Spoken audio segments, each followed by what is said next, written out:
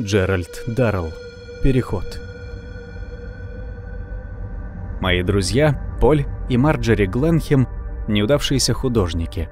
А может быть, во имя милосердия лучше назвать их непреуспевающими. Впрочем, даже неудачи доставляют им больше удовольствия, чем большинству преуспевающих художников успех. А потому с ними приятно общаться, и в этом одна из причин, почему я, приезжая во Францию, охотно останавливаюсь у них. Их обветшалый дом в Провансе – средоточие беспорядка. Мешки с картофелем, пучки сушеных трав, плети чеснока и горы сухой кукурузы чередуются с кипами незавершенных акварелей и грудами страховидных полотен Марджери вперемешку со странными неандертальскими скульптурами Поля. Среди этого подобия деревенской ярмарки бродят коты всех пород и мастей и вереницы собак, от ирландского волкодава ростом с теленка до старого английского бульдога с голосом стефенсоновой ракеты. Все стены украшены клетками, обителью канареек, которые ретиво распевают чуть не круглые сутки, мешая людям разговаривать. Словом, в доме царила теплая, дружеская, какофоническая, чрезвычайно приятная атмосфера. В тот день я приехал под вечер усталый после долгого путешествия, и Поль тотчас взялся приводить меня в норму при помощи горячего бренди и гигантского лимона. Мне посчастливилось вовремя очутиться под их кровом, ибо последние полчаса летнее небо над Провансом было застлано тяжелой черной пеленой грозовых туч, и гром отдавался среди скал так, будто по деревянной лестнице катились миллионы камней. Только я юркнул в теплую шумную кухню, наполненную соблазнительными запахами стрипни Марджери, как хлынул проливной дождь. Дробь капель о черепичную крышу вместе с ударами грома, от которых содрогалось даже прочное каменное строение, пробудил дух соперничества у канареек, и они принялись петь все разом. В жизни не припомню такой шумной грозы. «Еще кружечку, дружище?» – справился Поль с надеждой в голосе. «Нет-нет!» – перекричала Марджери канареечные трели и гул дождя. «Еда готова. Холодная будет уже не такая вкусная. Поль, неси вино. Джерри, дорогой, садись за стол».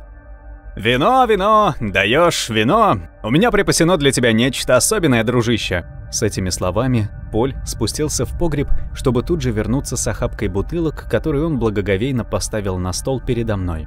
«Гигонда, мое личное открытие. Бронтозаврова кровь. Дружище, поверь мне, прямо из вен доисторического чудовища. Очень славно пойдет с трюфелями и индейкой, приготовленными Марджери». Откупорив одну бутылку, он щедрой рукой налил темно-красного вина в объемистый бокал. Поль был прав. Вино красным бархатом легло на язык, а дойдя до горла, вызвало настоящий фейерверк в мозгу. «Ну как, здорово?» – осведомился Поль, изучая мое лицо. «Я обнаружил его в маленьком погребке в районе Карпентрас. Стояла дьявольская жара, а в погребке было так прохладно, так уютно, что я сам не заметил, как выдул 2 бутылки. Не вино, а чистый соблазн. Разумеется, стоило мне выйти на солнце опять, как меня будто кувалдой огрели. Пришлось Марджери сесть за руль. Мне было так стыдно за него», — сказала Марджери, ставя передо мной тарелку с трюфелем величиной с персик, запеченным в тонкую, хрусткую корочку теста. Он заплатил за вино хозяину, поклонился и упал ничком на землю. Пришлось хозяину с сыном вдвоем заталкивать его в машину. Ужасная картина. «Ерунда», — возразил Поль. «Хозяин был счастлив. Лучшего рейтинга он не мог пожелать». «Это тебе так кажется», — возразила Марджери. «Ладно, Джерри, ешь, пока не остыло». Разрезав золотистый шарик, я ощутил запах трюфеля. Тонкий аромат сырого леса, соединяющий в себе запахи миллионов тлеющих листьев. С красным вином в придачу трапеза была просто божественной. Мы молча принялись уписывать трюфели, слушая дробный стук дождя по черепице, раскаты грома и экстатические трели канареек. Бульдог, невесть почему сходу проникшийся ко мне глубокой симпатией, сидел подле моего стула и не сводил с меня выпуклых коричневых глаз, тихо посапывая. «Великолепно, Марджери!» – произнес я, когда последний кусочек хрустящей корки растаял снежинкой на моем языке. «Право же, при твоем кулинарном искусстве и чутье Поля на вина, открой вы ресторанчик, в 2 счета заслужили бы 3 звездочки у Мишлена». «Спасибо, дорогой», – отозвалась Марджери, потягивая вино. «Но я предпочитаю готовить для узкого круга гурманов, чем для толпы обжор». «Она права, тут ничего не возразишь», – подхватил Поль, не уставая наполнять наши бокалы. Сильнейший раскат грома прямо над крышей прервал нашу беседу. Даже канарейки на минуту смолкли, устрашенные такой мощью. Когда гром стих, Марджери указала вилкой на супруга. «Не забудь показать Джерри эту штуковину». «Штуковину?» – не понял Поль. «Какую еще штуковину?» «Ты знаешь». – нетерпеливо сказала Марджери. «Эту твою штуковину, твою рукопись. Самое подходящее чтение для него в такую ночь». «А, рукопись, конечно», – горячо произнес Поль. «В самом деле ночь весьма подходящая». «Отказываюсь», – возразил я. «Хватит с меня вашей живописи и ваших скульптур. Будь я проклят, если еще соглашусь читать ваши литературные потуги». «Ты темный человек», – добродушно молвила Марджери. «К тому же автор не Поль, а кто-то другой». «По-моему, после такого пренебрежительного отзыва о моем искусстве он не заслуживает того, чтобы ему доверили эту рукопись», – сказал Поль. «Она слишком хороша». «Но что это за рукопись?» – спросил я. «Очень своеобразное произведение. Я обнаружил его...» – начал Поль, но Марджери перебила его. «Не вздумай пересказывать, пусть сам прочтет. Лично мне потом долго снились кошмары». Пока Марджери раздавала порции индейки, окутанные плотным облачком аромата трав и чеснока, Поль прошел в угол кухни, где между двумя мешками с картофелем и бочонком вина громоздилась, будто развалины замка, груда книг. Порывшись в ней, он торжествующе выпрямился, держа в руке сильно потрепанную, толстую красную тетрадь, и вернулся к столу со своей добычей. «Вот», — удовлетворенно выдохнул он, — «когда я прочел это, сразу подумал о тебе. Нашел среди купленных мною книг из личной библиотеки старого доктора Лепетра, бывшего одно время тюремным врачом в Марселе. До сих пор не пойму, мистификация это или правда». Открыв тетрадь, я увидел на внутренней стороне обложки черный экслибрис, 3 кипариса и солнечные часы над выведенными готическим шрифтом словами «Экс Либрос Лепетер». Страницы были исписаны дивным каллиграфическим почерком. Выцветшие чернила приобрели ржаво-коричневый оттенок. «Лучше бы я тогда дождалась утра, прежде чем читать», – произнесла с содроганием Марджери. «Там что-нибудь о привидениях?» – спросил я. «Нет», – неуверенно ответил Поль. «Во всяком случае, не совсем. К сожалению, старик Лепетер умер, так что мне не довелось расспросить его. Очень странная история. Но, зная твой интерес ко всему оккультному, ко всяким ночным стукам, я сразу подумал о тебе. Прочти и скажи, что ты думаешь. Если хочешь, можешь оставить рукопись себе. Во всяком случае, развлечешься». «Вот уж никак не назвала бы это чтение развлечением», – возразила Марджери. «Жуткая история».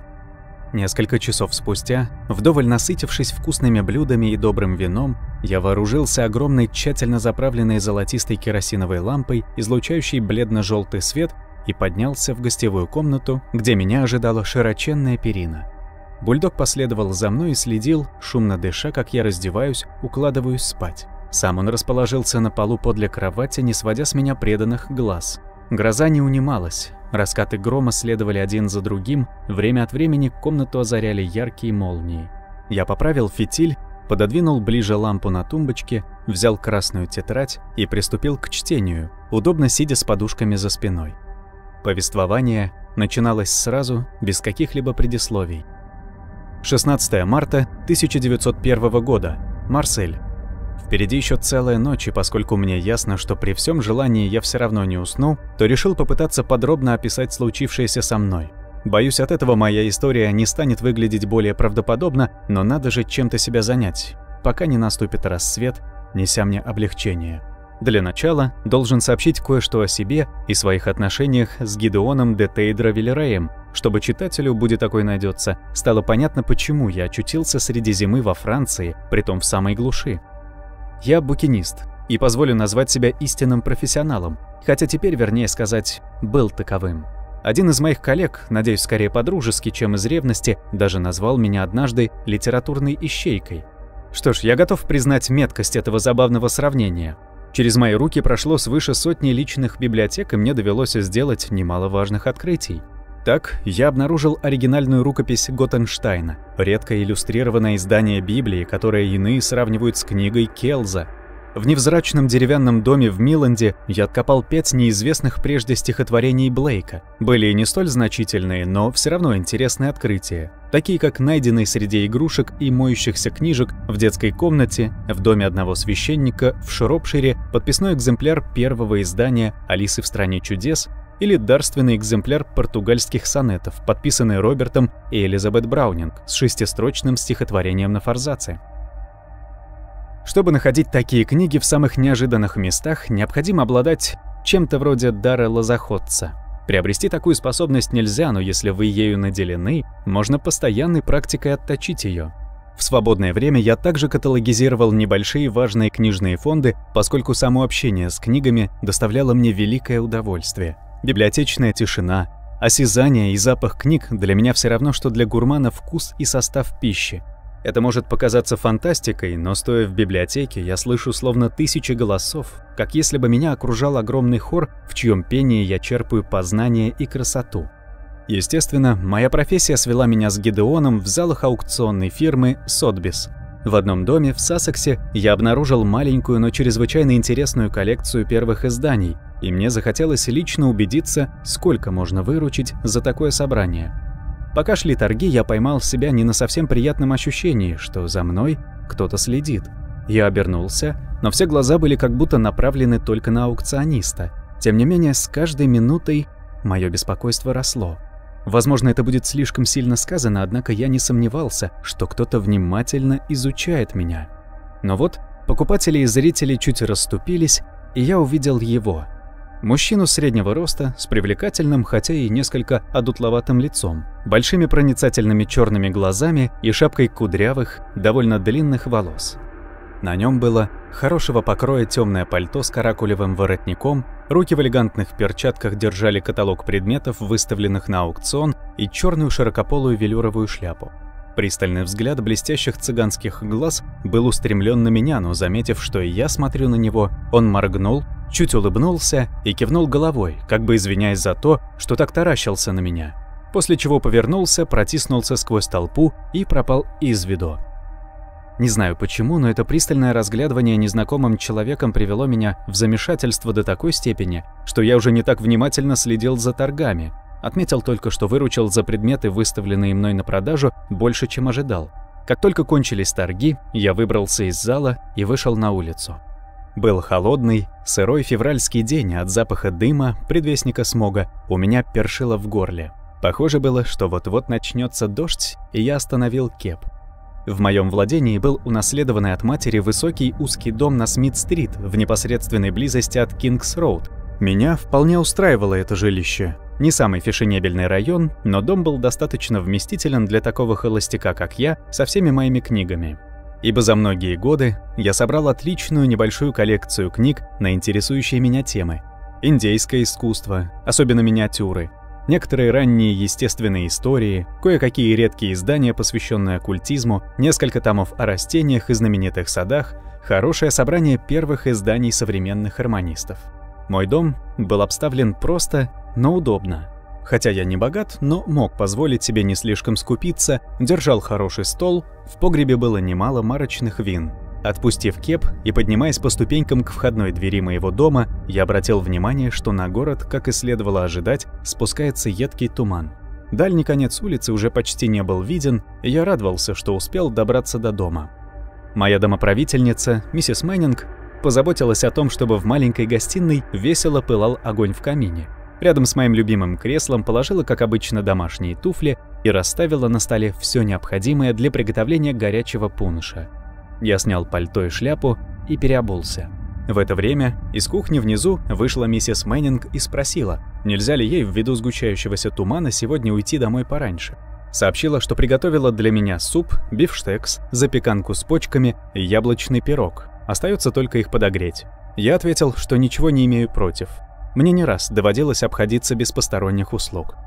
«К вам тут недавно заходил один джентльмен», — сказала миссис Мэннинг. «Джентльмен? Он назвался?» — спросил я, удивленный тем, что кто-то надумал посетить меня в такую погоду. «Нет», — ответила она, — «он не назвался. Сказал только, что еще зайдет». Как раз тогда я был занят каталогизацией книг в одном доме, а потому решил, что визит неназвавшегося джентльмена был связан с этим делом, и не стал больше размышлять над этой загадкой. Тут снова показалась миссис Мэннинг, одетая для выхода в город. Я проводил ее до дверей и тщательно запер, после чего вернулся к своему пуншу и пылающему камину. Мой кот Нептун спустился из кабинета наверху, где стояла его уютная корзина, приветственно мяукнул и грациозно прыгнул мне на колени.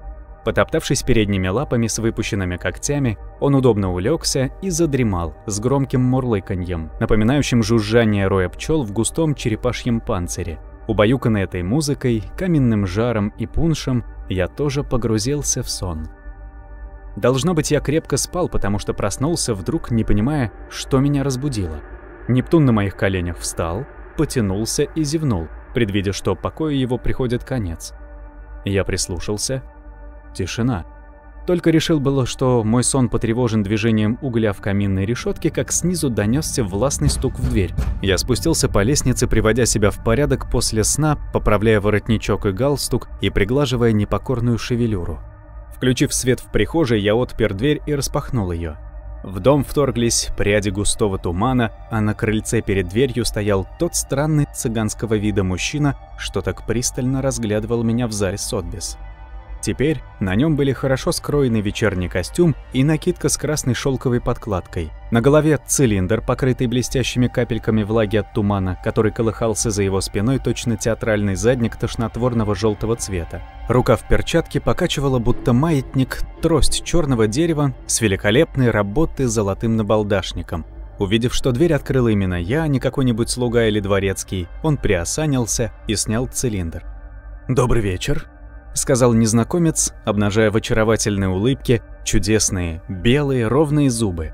У него был необычайно приятный, несмотря на хрипотцу, мелодичный голос, которому небольшой, но достаточно заметный французский акцент придавал дополнительную прелесть. «Добрый вечер», — отозвался я, недоумевая, зачем мог понадобиться этому человеку. «Я имею честь говорить с мистером Леттингом? Мистером Питером Леттингом?» «Да, я Питер Леттинг». Он снова улыбнулся и, сняв перчатку, протянул мне холеную руку с огненным опалом в золотой оправе на одном пальце. «У меня нет слов, чтобы выразить, как я рад возможности познакомиться с вами, сэр», — сказал он, пожимая мою руку.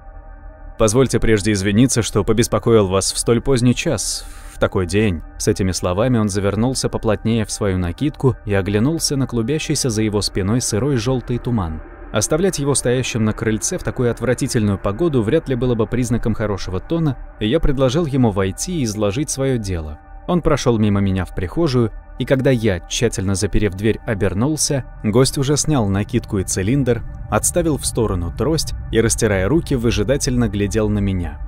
«Пойдемте в гостиную, мистер», — произнес я с вопросительной интонацией. На лице его отразилось странное, почти детское чувство вины. «Дорогой сэр», — молвил он покаянно, — «дорогой мистер Леттинг, какое непростительное упущение с моей стороны. Вы вправе обвинить меня в нарушении светских приличий. Вторгаюсь в ваш дом в такой вечер и даже забываю представиться. Ради бога, извините. Я Гидеон Тейдра де Вильрей». «Рад познакомиться», — учтиво ответил я, хотя, по правде говоря, чувствовал себя неловко, несмотря на его обаяние. «Что может быть нужно?» — спрашивал я себя, французскому аристократу от букиниста вроде меня. «Не хотите ли подкрепиться, скажем, бокалом вина или, учитывая холодную погоду, рюмочкой бренди?» «Вы чрезвычайно добры и снисходительны», — ответил он с легким поклоном, продолжая приязненно улыбаться. «Бокал вина, несомненно, будет весьма кстати». Я провел его в гостиную, и он остановился перед камином, грея руки над огнем, сжимая и разжимая пальцы, так что перстень с опалом казался пятном крови на белой коже. Выбрав в погребе бутылку превосходного Марго, я бережно доставил ее в гостиную, прихватив по пути хрустальные бокалы. За это время мой гость отошел от камина и теперь стоял возле полок, держа в руках книгу. «Какое великолепное издание Элифаса Леви», — горячо произнес он, повернувшись ко мне. «И у вас тут чудесное собрание чернокнижия. Не знал, что вы интересуетесь оккультизмом». «Не так, чтобы очень», — ответил я, откупоривая бутылку. «Назовите мне здравомыслящего человека, который всерьез верил бы в колдунов, шабаш-ведьм, предсказателей судьбы и прочую дребедень. Я собираю их просто как интересные ценные издания, к тому же подчас весьма забавные, несмотря на мрачное содержание». «Забавные?» — сказал он, подходя ко мне ближе, чтобы принять бокал с вином. «Забавные? Что вы хотите этим сказать?» Согласитесь, разве это не забавная картина? Взрослые люди бормочут какие-то дурацкие заклинания и часами ждут по ночам, когда им явится сатана. Должен признаться, лично мне это кажется весьма забавным. «А мне нет», — отозвался он, и, словно опасаясь, что его реплика прозвучала слишком резко, даже грубо, улыбнулся и поднял бокал. «Ваше здоровье, мистер Леттинг». Мы пригубили, он подержал вино во рту, смакуя, поднял брови. «Должен сказать, у вас отличный погреб», — сообщил он. «Ваша Марго превосходна». «Благодарю», — ответил я, польщенный тем, что французский аристократ одобрил мой выбор. «Вы не хотите сесть и рассказать мне, чем я могу быть вам полезен?» Он грациозно опустился в кресло у камина, отпил еще вина и остановил на мне задумчивый взгляд. Когда гость замолкал, еще приметнее становился блеск его огромных черных глаз. Они будто прощупывали вас, читая ваши мысли. От этого взгляда мне, мягко выражаясь, стало не по себе. Но стоило ему улыбнуться, и тотчас взор его казался добродушным, чарующим, чуть озорным. Боюсь, мое неожиданное появление в столь поздний час, в такую погоду, способно придать налет таинственности весьма ординарному, сдается мне, делу, с которым я пришел. Короче, я хотел бы, чтобы вы провели каталогизацию одной личной библиотеки, сравнительно небольшого собрания, не больше 1200 экземпляров, оставленных мне моей тетушкой, умершей в прошлом году. Повторяю, собрание небольшое, я лишь бегло с ним ознакомился, однако мне кажется, что там есть довольно редкие, ценные издания, и хотелось бы на всякий случай обеспечить тщательную каталогизацию, до чего у моей бедной тетушки руки так и не дошли. Бедняжка была недалекого ума, готов поклясться, что за свою жизнь она не заглянула ни в одну книгу. Ее существование не было овеяно даже самым слабым дуновением культуры. Эти книги достались ей от отца, и, вступив во владение ими, она совсем не уделяла им внимания. Книги стоят вперемешку, и я был бы вам благодарен, если бы вы разобрались в них как эксперт. Мое вторжение вызвано силой обстоятельств. Завтра рано утром я выезжаю во Францию, и у меня не было другого случая обратиться к вам. Надеюсь, вы сможете найти время, чтобы выполнить мою просьбу. «Буду счастлив помочь, чем могу», — ответил я. Сама мысль о поездке во Францию показалась мне весьма привлекательной. Однако хотелось бы знать, почему вы остановили свой выбор на мне, ведь в Париже есть немало людей, способных выполнить эту работу не хуже, а то и лучше меня. «По-моему, вы несправедливы к себе», — возразил мой гость. «Вам должно быть известно, какая у вас высокая репутация. Я ко многим обращался за советом, и все тотчас называли вас. Так я убедился, мой дорогой мистер Лейтинг, что лучшего выбора быть не может, если только вы согласитесь». Признаюсь, я порозовел от удовольствия, поскольку у меня не было никаких причин сомневаться в искренности этого человека. Приятно было услышать, что коллеги столь высокого мнения обо мне. «И когда вы хотели бы, чтобы я приступил к работе?» – спросил я. Он развел руками и выразительно пожал плечами. «Это вовсе не срочно. Естественно, хотелось бы, чтобы это не помешало вашим собственным планам. Как насчет того, чтобы вы могли начать, скажем, весной?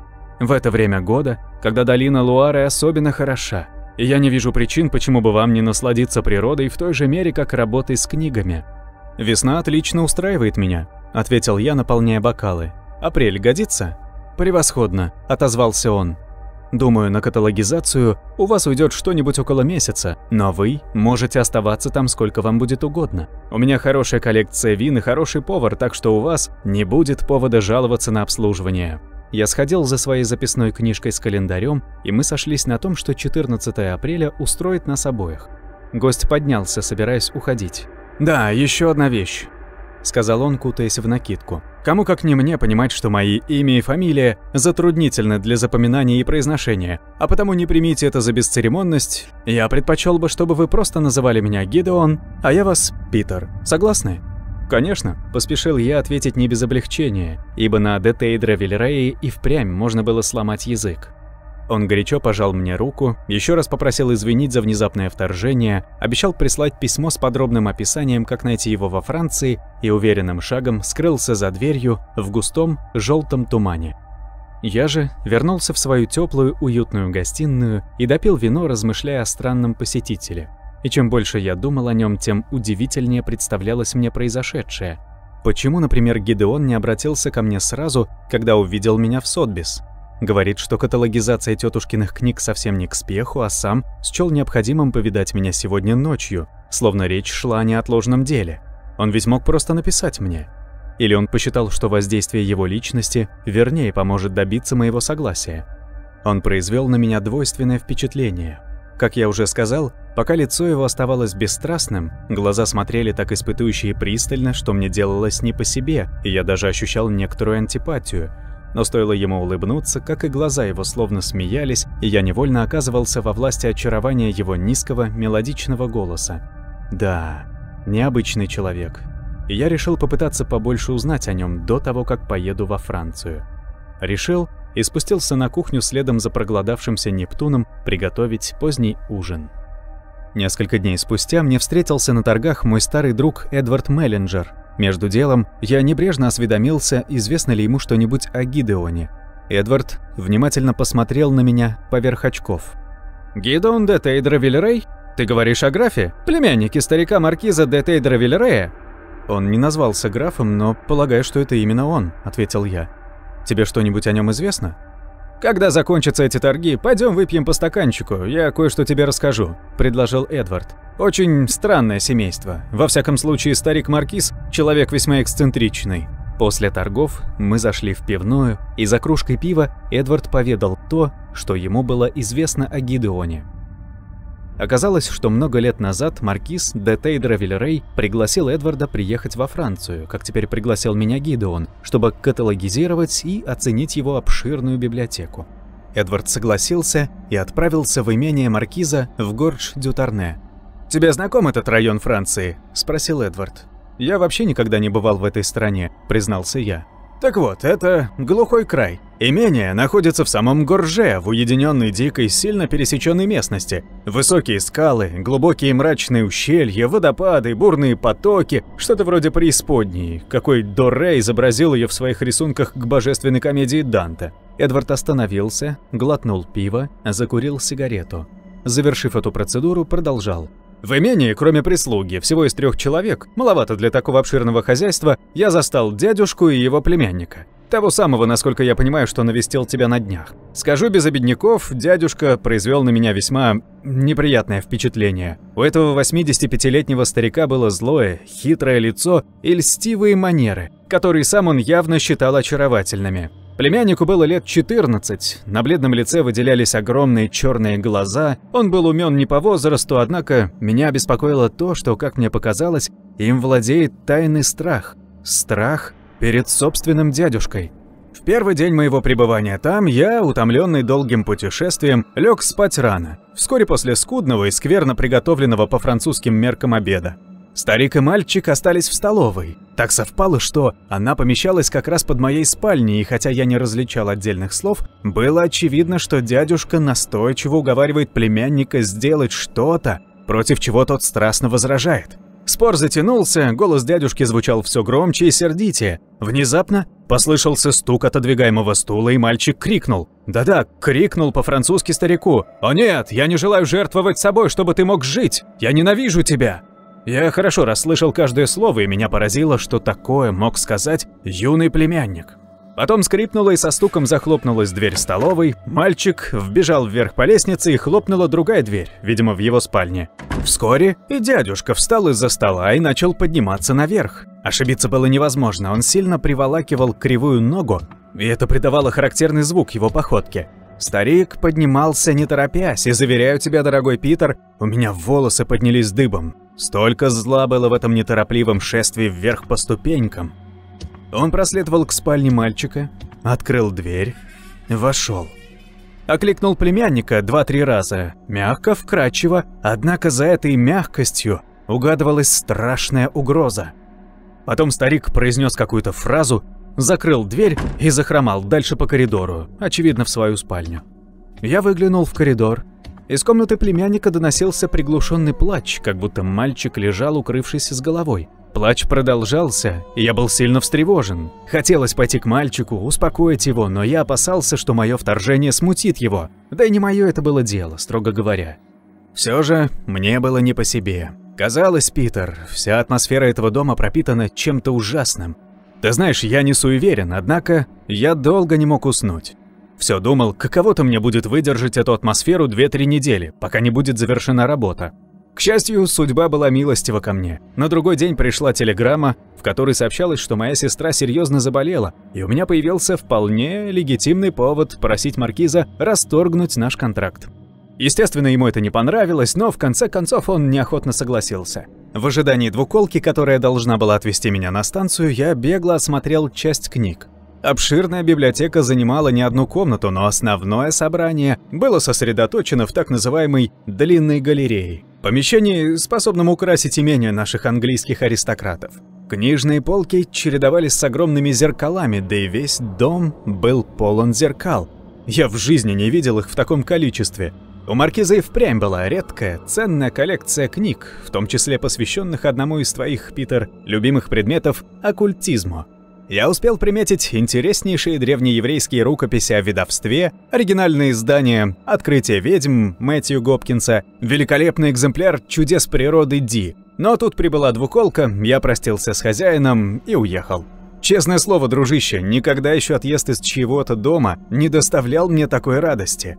Не сомневаюсь, что он занимался черной магией и пытался привлечь к нехорошим делам славного мальчугана. Впрочем, сам понимаешь, у меня нет никаких доказательств, а потому не буду настаивать на своей догадке. Полагаю, старый маркиз уже мертв. Если же нет, то ему должно быть за 90. Что до мальчика, то от друзей в Париже я слышал впоследствии, что его личная жизнь не сложилась. Поговаривали о связях с женщинами определенного сорта, но это все слухи. К тому же тебе известно, дружище, у иностранцев понятия морали иные, чем у англичан. Здесь, как и во многом другом, мы, слава богу, отличаемся от остального мира. Я выслушал рассказ Эдварда с величайшим интересом и решил при случае расспросить Гидеона о его дядюшке. Собираясь в путь, я предвкушал удовольствие от поездки во Францию. 14 апреля сел на поезд до Лувра, оттуда безо всяких приключений, даже без морской болезни, доплыл до Кале, провел вечер в Париже, наслаждаясь образцами французской кухни и вин, а утром следующего дня снова сел на поезд и доехал до Тура с его шумным вокзалом, где меня, как и было обещано, встретил Гидеон. Он был в приподнятом настроении и приветствовал меня словно старого дорогого друга, что, не стану скрывать, было мне очень приятно. Я поблагодарил его за заботу, но он только отмахнулся. «О чем речь, дорогой Питер? У меня всего-то занятий. Есть, пить, да толстеть. Принять такого гостя, как ты, истинное удовольствие». Выйдя из здания вокзала, мы сели в красивую двухконную карету и быстро покатили по чудесной сельской местности, расписанной переливающимися на солнце зелеными и желтыми красками. Около часа мы ехали по дороге, которая становилась все уже и уже. Наконец, она оказалась зажатой между усеянными яркими цветами высокими валами, а над головой у нас переплетались покрытые нежной весенней зеленью ветви деревьев. Приметив в просветах между деревьями серебристый блеск водной глади, я понял, что мы едем вдоль Луары. В одном месте мы миновали массивные каменные столбы и кованые железные ворота перед дорожкой, ведущей к сложенному из розовато-желтого камня огромному красивому замку. Гидеон заметил мой удивленный взгляд человека, пораженного сказочным видением. «Надеюсь, дорогой Питер», — улыбнулся он, — «ты не предполагаешь, что я живу в доме, подобном этому чудовищу? В противном случае тебя ждет разочарование. Боюсь, мой замок покажется тебе миниатюрным. Однако меня он вполне устраивает». Я возразил, что пусть его обитель хуже сарая. По мне, достаточно этих чудесных пейзажей и предвкушения увлекательной работы. Был уже вечер. На зеленые луга легли розовато-лиловые тени деревьев, когда мы подъехали к обители Гидеона, Шато Сен-Клер. На воротных столбах восседали вырезанные в камне медового цвета большие совы, и тот же мотив был искусно вплетен в кованые железные ворота. Прилегающий к замку участок разительно отличался от местности, по которой мы ехали до сих пор. Если там царило буйное, вольное цветение, луга были покрыты густой высокой травой, то здесь подъездную дорожку окаймляли огромные, старые, много метров в обхвате дубы и каштаны с толстой, как слоновья кожа, узловатой корой. Я мог лишь гадать, сколько веков эти деревья охраняли подступы к Шато Сен-Клер, но многие из них явно достигли уже изрядных размеров, когда Шекспир был еще только юношей. Лужайки под ними были гладкими, как сукно бильярдного стола, о чем заботились мирно пасущиеся в лучах заходящего солнца стада пятнистых ланей. Самцы с изящной короной ветвистых рогов спокойно провожали нас взглядом, нисколько не потревоженные стуком копыт наших лошадей. Вдали за газонами виднелась череда высоких тополей и поблескивала тихая гладь Луары. Но вот дорожка повернула, и впереди показался замок. Маленькое, как и говорил Гидеон, но совершенное строение, как бывает совершенная миниатюра. Вечернее солнце отражалось от соломенно-желтых стен, и голубоватая кровля главного здания с двумя башенками казалась поддернутой нежной патиной. Широкую веранду, облицованную плетником, венчала высокая балюстрада, и на ней восседало 3 десятка павлинов, великолепные хвосты которых спускались на ухоженный газон. Перед балюстрадой размещались аккуратные клумбы с сотнями ярких цветов, будто сливающихся с павлиньими хвостами. Это было восхитительное зрелище. Мы остановились перед широким крыльцом, дворецкий распахнул дверцы кареты, Гидеон спустился на землю, снял шляпу и низко поклонился мне с озорной улыбкой. «Добро пожаловать в шато Сен-Клер!» Так начались для меня совершенно дивные 3 недели. Недели скорее отдыха, чем работы. Жизнь в миниатюрном, но великолепно обставленном, поддерживаемом в безупречном состоянии замке была сплошным удовольствием. Маленький парк на берегу излученной Луары содержался в идеальном порядке. Каждое дерево казалось аккуратно подстриженным, изумрудные газоны тщательно причесанными, а расхаживающие среди могучих деревьев павлины словно вышли из рук Фаберже. Добавьте отличный винный погреб и кухню, где заправлял искусный шеф-повар, готовивший вкуснейшие, ароматнейшие блюда, и вы получите довольно верное представление о земном рае. Утро проходило за разборкой и каталогизацией книг, собрание было чрезвычайно интересным, а во второй половине дня Гидеон приглашал меня искупаться в реке или совершить верховую прогулку в парке. Он держал несколько превосходных коней. Вечерами после обеда мы беседовали на прогретой солнцем террасе, причем отличные блюда и вина, поданные к обеду, придавали нашим беседам особую теплоту. Заботливый хозяин и прекрасный рассказчик был чрезвычайно интересным собеседником. Теперь-то я, естественно, никогда не узнаю, не пускал ли он намеренно в ход свое очарование, чтобы обольстить меня. Хотелось бы думать, что это не так, что он действительно проникся ко мне симпатией и ему нравилось мое общество. Конечно, теперь это уже не играет никакой роли. Во всяком случае, я с каждым днем все сильнее привязывался к нему. Я всегда был склонен к уединенному образу жизни. Друзей, близких друзей, у меня было мало, и виделся я с ними раз или 2 в году, не больше. Однако дни, проведенные в замке вместе с Гидеоном, возымели сильное действие на меня. Я стал задумываться, верно ли оставаться таким затворником. Подумал вдруг о том, что все мои друзья принадлежат к другой возрастной группе, намного старше меня.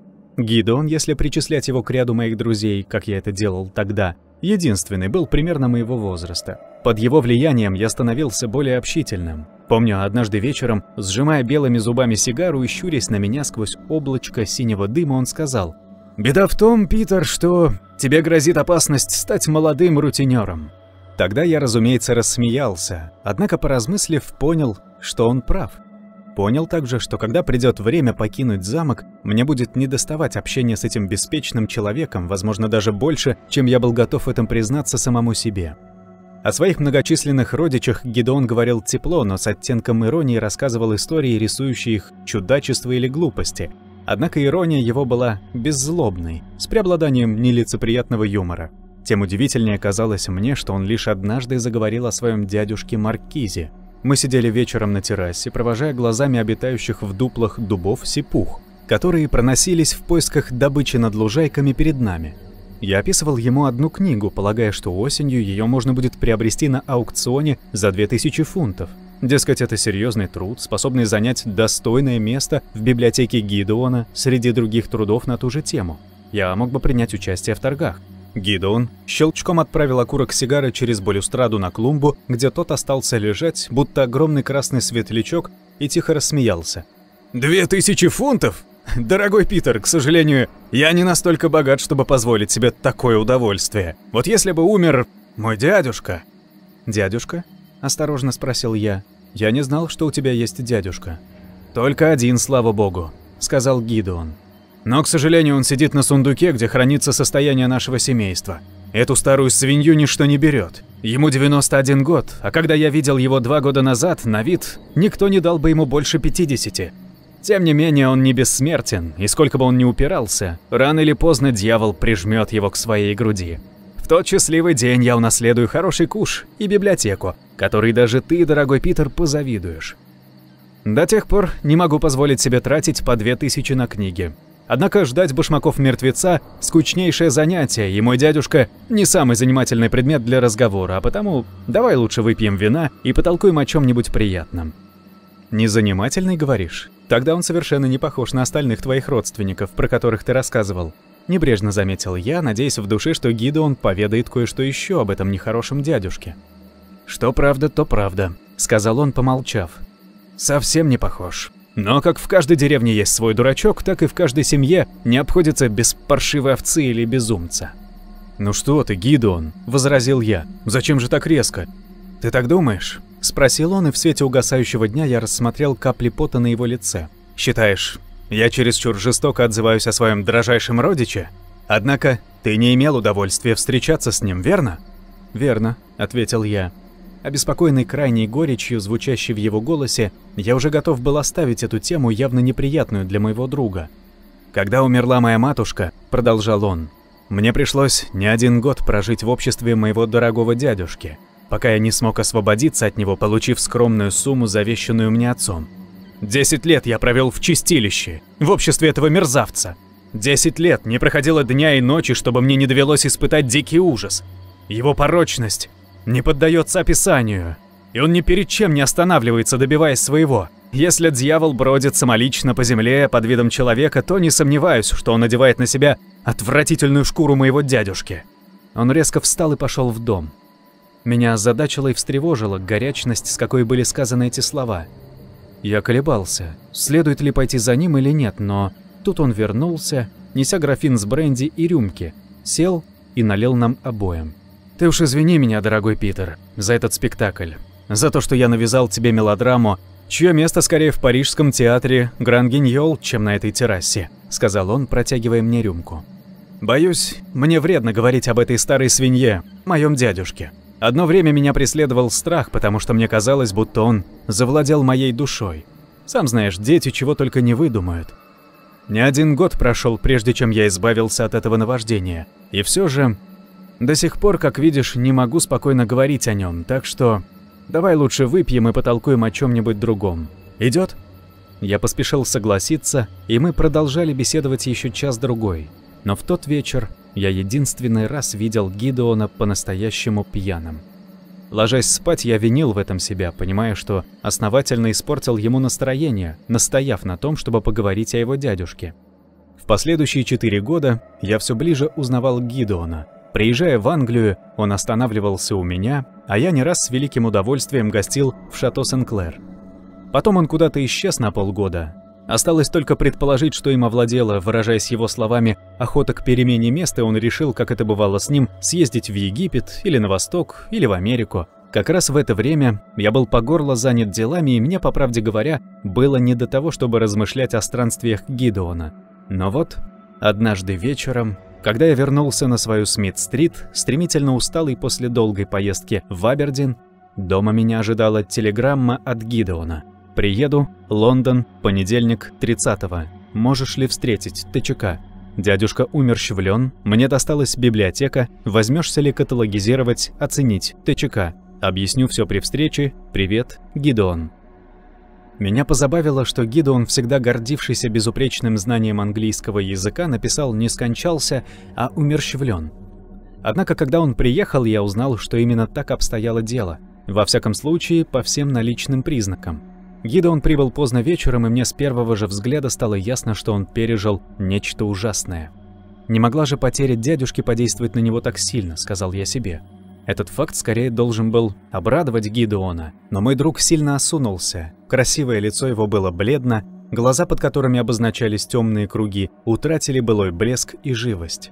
Приняв дрожащей рукой бокал с его любимым вином, он опустошил его одним глотком, словно это была вода.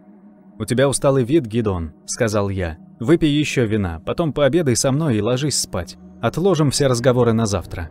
«Старина Питер», — ответил он, и губы его скривились в жалком подобии обычной искрометной улыбки. «Только не изображай английскую нянюшку и не смотри на меня с такой тревогой. Не подумай, что меня одолевает хворь, просто мне достались довольно тяжело последние 2 недели, и я еще не пришел в себя. Слава богу, теперь уже все позади. За обедом все расскажу тебе, но прежде, дружище, если позволишь, я принял бы ванну». «Конечно», — поспешил я ответить, после чего отыскал миссис Мэннинг и попросил ее приготовить для Гидеона ванну и отнести его вещи в гостевую комнату. Гидеон поднялся наверх, и вскоре я последовал его примеру. У гостевой комнаты и у моей спальни были раздельные ванны. Площадь 2-го этажа была достаточно большой, чтобы я мог позволить себе эту маленькую роскошь. Только я начал раздеваться, чтобы самому совершить омовение, как меня испугал громкий протяжный вопль, сопровождаемый звоном разбитого стекла. Эти звуки явно исходили из ванны Гидеона. Я бегом пересек узкую лестничную площадку и постучался в дверь моего друга. «Гидеон!» — крикнул я. «Гидеон, что с тобой? Могу я войти?» Ответа не было. Я ворвался в гостевую вне себя от тревоги. Гидеон стоял в ванной, наклонясь над раковиной и вцепившись в нее обеими руками. По белому, как простыня, лицу катились струйки пота. Большое зеркало над раковиной было разбито, всюду рассыпаны осколки вместе с остатками бутылочки из-под шампуня. «Это он! Это он!» – бормотал Гидеон. Его качало, и он явно не заметил моего появления. Взяв Гидеона за руку, я вывел его в спальню и уложил на кровать, после чего вышел на лестницу и крикнул вниз миссис Мэннинг, чтобы принесла бренди да поживее. Вернувшись в комнату, я увидел, что Гидеон уже выглядит несколько лучше, однако он лежал с закрытыми глазами, прерывисто дыша, словно человек, участвовавший в изнурительных гонках. Услышав мои шаги, он открыл глаза и страдальчески улыбнулся. «Дорогой Питер», — произнес он, — «ради бога, извини, надо же было мне. У меня вдруг закружилась голова, должно быть, после длинной дороги, когда я почти ничего не ел. А тут еще твое чудесное вино. Я упал вперед с шампунем в руке и разбил твое прекрасное зеркало. Виноват. Я, конечно, заплачу». Я велел ему, довольно грубо, не говорить глупостей, и когда миссис Мэннинг, запыхавшись, поднялась по лестнице, заставил его выпить глоток другой. Тем временем миссис Мэннинг навела порядок в ванной. «Ох, полегчало», — выдохнул Гидеон. «Совсем другое дело. Осталось только понежиться в ванне, и я буду свеж, как огурчик». Мне казалось, что ему лучше не вставать. И я сказал, что еду принесут наверх, но он не хотел и слышать об этом. И когда через полчаса Гидеон спустился в столовую, он выглядел уже гораздо лучше. Улыбался и шутил, всячески расхваливал кулинарное искусство миссис Мэннинг, заверяя, что уволит собственного повара, умыкнет ее и увезет в свой замок во Франции, чтобы она заведовала его кухней. Миссис Мэннинг была, как всегда, очарована им, однако я видел, что роль веселого, обаятельного человека дается ему с великим трудом. Наконец мы управились с пудингом и сыром, миссис Мэннинг принесла графин портвейна и попрощалась до завтра. Я предложил Гидеону сигару, он закурил, откинулся на спинку стула и улыбнулся мне сквозь дым. «Теперь, Питер», — начал он, — «я могу поведать тебе кое-что о случившемся. Мне не терпится услышать, дружище, что тебя довело до такого состояния», — серьезно молвил я. Гидеон порылся в кармане и вытащил большой железный ключ с широкой бородкой и фигурной головкой. Бросил его на стол, и ключ упал на столешницу с тяжелым стуком. «Перед тобой одна из причин случившейся беды», — продолжал он, угрюмо глядя на ключ. «Так сказать, ключ от жизни и смерти». «Не понял», — озадаченно произнес я. «Из-за этого ключа меня чуть не арестовали по обвинению в убийстве». Он улыбнулся. «В убийстве? Тебя?» – поразился я. «Непостижимо». Гидеон глотнул вина и сел поудобнее. «Месяца 2 назад я получил от дядюшки письмо с просьбой приехать к нему. Зная, как я к нему относился, ты поймешь, что я выполнил его просьбу с великой неохотой. Короче, он пожелал, чтобы я выполнил кое-какие поручения по фамильной части. И я отказался. Он пришел в ярость, мы крепко поссорились. Признаюсь, я не поскупился на выражения, и слуги слышали, как мы бранились. Покинув дядюшку, я направился в Марсель, чтобы там сесть на пароход, совершающий круизы в Марокко. 2 дня спустя мой дядюшка был убит. Вот почему ты написал в телеграмме «Дядюшка умерщвлен», а я-то не мог понять, в чем дело. Он в самом деле был убит, и при самых таинственных обстоятельствах, сказал Гидеон. Его нашли в пустой мансарде наверху перед большим разбитым зеркалом. Он выглядел ужасно. Одежда сорвана, горло и все тело изгрызено, словно бешеным псом. Кругом все забрызгано кровью. Меня вызвали для опознания. Тяжелая задача. Лицо было изуродовано почти до неузнаваемости. Гидеон остановился, глотнул еще вина, затем продолжил. Но самое поразительное, мансарда была заперта. Заперта изнутри вот этим ключом. «Как же так?» – опешил я. «Как мог убийца выйти из помещения?» «Именно этим вопросом задалась полиция», – сухо произнес Гидеон. «Как ты знаешь, французская полиция отличается большой дотошностью, но соображает туговато. Они рассуждали примерно так. От смерти дядюшки выигрываю я, поскольку мне достается кругленькая сумма, плюс его библиотека, плюс разбросанные по всей стране фермы. Вывод: кому выгодно, тот и убийца. Но это нелепо, возмутился я. Только не в глазах полиции. Особенно, когда они узнали, как бурно прошла моя последняя встреча с дядюшкой. А тут еще слуги слышали, как я пожелал ему поскорее умереть и избавить мир от лишней мерзости. «Но в горячке чего только не наговоришь», — возразил я. «Это всем известно». «А как они объяснили, что, убив дядюшку, ты оставил комнату запертой изнутри?» «Очень просто. Дескать, достаточно было вооружиться очень тонкими длинными плоскогубцами и просунуть их снаружи в замочную скважину. Но ведь плоскогубцы должны были оставить след на бородке ключа, а она, как ты видишь, совершенно невредима. Главная проблема заключалась в том, что поначалу у меня не было алиби. Из-за той ссоры я раньше времени сорвался с места и приехал в Марсель за несколько дней до отплытия парохода. Я поселился в гостинице и решил посвятить эти дни экскурсиям по городу. Естественно, в Марселе у меня не было знакомых, и некому было подтвердить, что я приехал туда тогда-то и тогда-то. Сам понимаешь, каких усилий потребовалось, чтобы обойти всех носильщиков, горничных, метрдотелей, владельцев ресторанов и прочих, и добиться от них подтверждения, что в тот день, когда был убит мой дядюшка, я в самом деле находился в Марселе. Последние 1,5 месяца я только и занимался этим, и далось мне это очень непросто. «Почему не телеграфировал мне?» – спросил я. «Я мог бы составить тебе компанию, все-таки легче». «Ты чрезвычайно добр, Питер, но не хватало еще, чтобы я впутывал своих друзей в такие скверные дела. К тому же я знал, если все кончится благополучно и меня отпустят, а полиция долго упиралась. Мне понадобится твоя помощь в одном деле, связанном с тем, что произошло». «Я к твоим услугам», — ответил я. «Только скажи, дружище, чем я могу быть полезен?» «Так вот, я уже говорил тебе, что в юности находился на попечении дядюшки и успел возненавидеть его дом и все, что с ним связано. Теперь, после того, что случилось, мне вообще не вмоготу там появляться. Я не преувеличиваю, просто я убежден, что серьезно заболею, если проведу там еще хотя бы 1 день». «Согласен», — твердо произнес я. «Это совершенно исключено. Что касается дома и обстановки, все можно оценить и продать через какую-нибудь парижскую фирму, это несложно. Но самое ценное в этом доме — библиотека. Вот тут мне нужен ты, Питер. Можешь ты поехать туда, чтобы произвести каталогизацию и оценку. Потом я найду склад, где книги будут храниться, пока я не расширю помещение моей собственной библиотеки». «Конечно могу», — ответил я. «С величайшим удовольствием.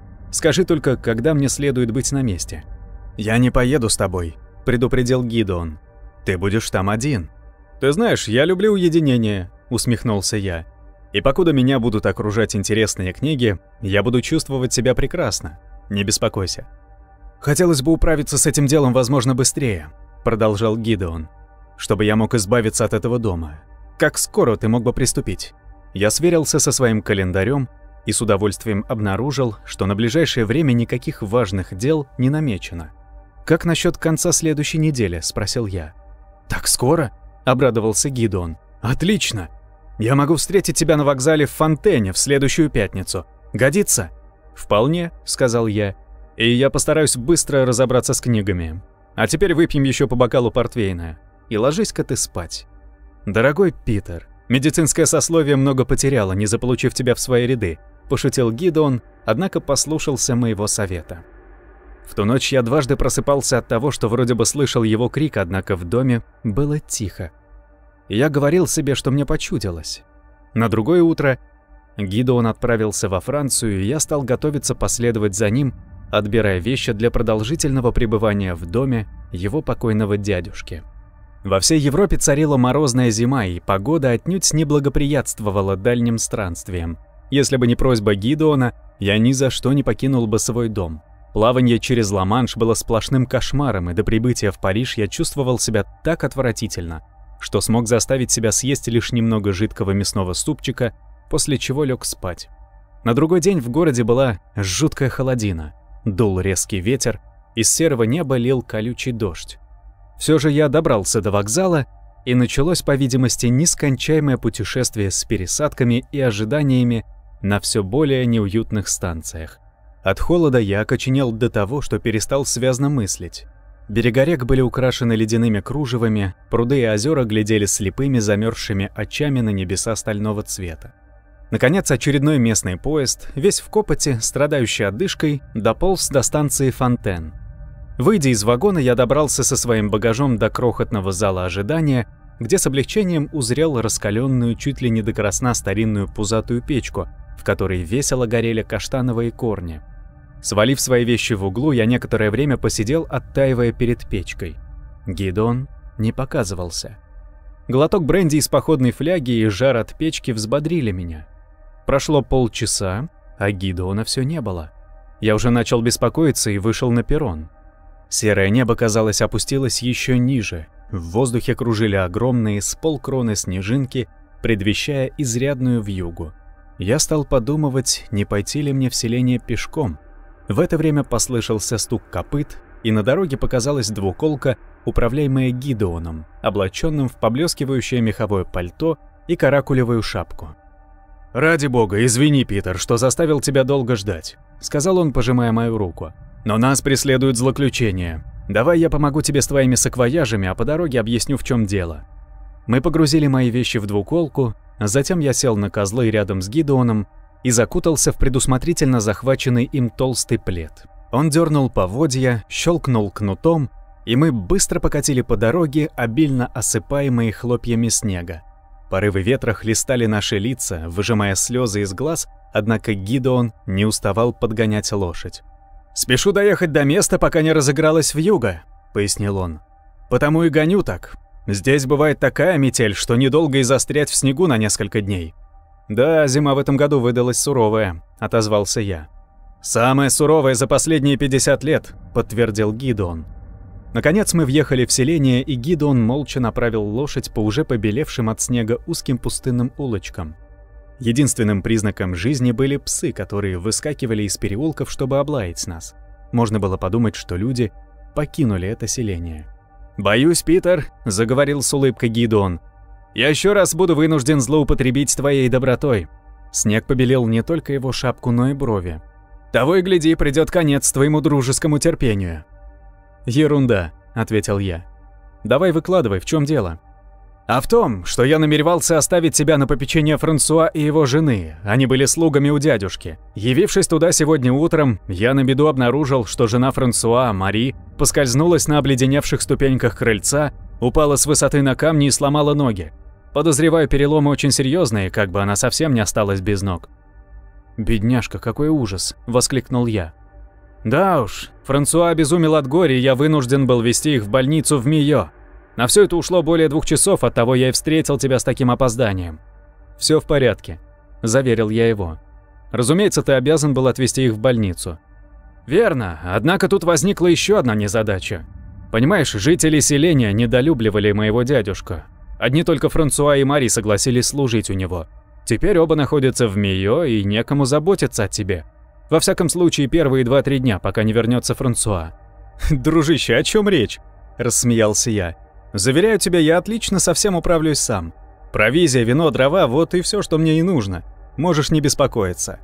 «О, с этим все в порядке», – сказал Гидеон. «Кладовка набита битком, а в подвале ты найдешь лопатку оленя, половину туши кабана, фазанов, куропаток, 2-3 дикие утки. Вина хватит, дядюшка следил за своим погребом. Сосновых поленьев и каштановых корней тоже припасено достаточно, так что мерзнуть не будешь. И тебе составят компанию животные». «Какие такие животные?» «Маленькая собачонка по имени Агриппа», — смеясь объяснил Гидеон. «Огромный безмозглый кот Клер де Люн или попросту Клер. Клетки с канарейками и разными вьюрками и престарелый попугай Октавий. Целый зверинец», — воскликнул я. «Хорошо, что я люблю животных». «Нет, в самом деле, Питер». Гидеон пристально посмотрел на меня. «Ты уверен, что тебя это устраивает? Не слишком обременительно?» «Чепуха!» – горячо возразил я. «Для чего существует дружба?» Снегопад усилился настолько, что из-за вьюги мы с трудом различали голову лошади. Теперь двуколка катила по одному из боковых ущелий, ответвляющихся от, собственно, Горш-Дютарн. Слева над узкой дорогой нависали буро-черные скалы с белыми пятнами снега в трещинах и на полочках. Справа склон обрывался почти отвесно вниз до 150-200 метров, и сквозь влекомую ветром снеговую завесу порой можно было рассмотреть зеленую реку, бурлящую среди камней, покрытых корками льда берегов. Дорога была неровная, размытая дождями и тающим снегом. Местами лошадь замедляла бег, спотыкаясь на гололедице. Один раз прямо на дорогу перед нами, по скалам, сверху скатилась, шипя, небольшая лавинка, и Гидеон с трудом укротил поводьями испугавшуюся лошадь. Несколько жутких секунд мне казалось, что наша двуколка сорвется с края обрыва и рухнет в реку. Однако Гидеон не растерялся, и мы продолжили путь.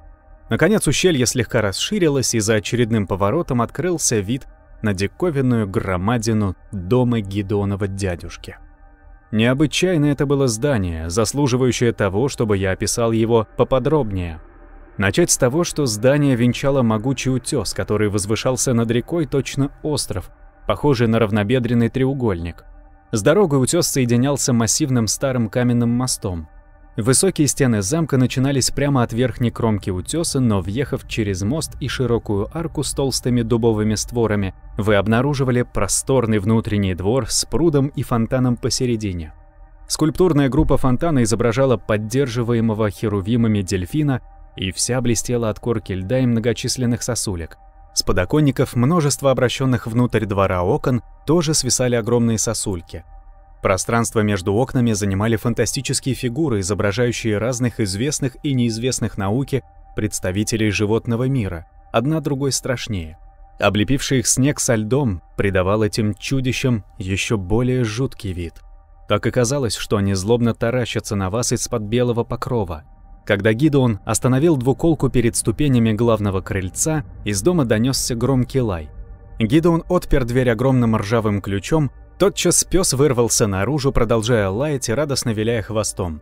Большой черно-белый кот вел себя более осмотрительно. Он не снизошел до того, чтобы броситься к нам навстречу, а только громко мяукал сразу за дверью. Гидеон помог внести мои саквояжи в просторный мраморный холл, откуда вверх вела роскошная лестница. Вся мебель, картины и зеркала были накрыты чехлами от пыли. «Ты уж извини меня», — сказал Гидеон. Мне показалось, что ему стало не по себе, едва он переступил порог дома. «Я собирался снять чехлы, придать помещениям более уютный вид, но за всеми хлопотами просто не успел». «Ничего», — отозвался я, гладя льнувших ко мне собаку и кота. «Все помещения мне и не нужны. Сам уберу чехлы в тех комнатах, которыми буду пользоваться». «Конечно, конечно». Гидеон нервно пригладил волосы. «Постель для тебя готова, дверь спальни вторая налево, как поднимешься по лестнице. А теперь пошли, я покажу тебе кухню и подвал». Он провел меня через холл к двери под лестницей, и я рассмотрел уходящие вниз по спирали широкие каменные ступени. Они привели нас к коридору, по которому мы вышли в вымощенную плетником огромную кухню с прилегающими к ней подвалу размером с пещеру и вместительной холодной кладовки, где висели на клочьях или лежали на мраморных полках вдоль стен туши крупной дичи, куры, утки, телячьи окорока и говяжьи седла. На кухне выстроились в ряд тщательно выложенные плиты. На громадном столе в центре расположились заготовленные для меня продукты: рис, черная как сажа чечевица, картофель, морковь и другие овощи в корзинах, глиняные горшки с маслом и консервами, целая горка батонов свежей выпечки. За тяжелой дверью с засовом и висячим замком помещался винный погреб. Дядюшка Гидеона явно не доверял слугам попечения об алкогольных напитках. Погреб был довольно маленький, но я сразу увидел, что тут есть вина высшего качества. «Не отказывай себе ни в чем, Питер», — сказал Гидеон. «Здесь найдутся совсем неплохие марки. Они в какой-то мере скрасят тебе одинокое пребывание в этом мрачном замке».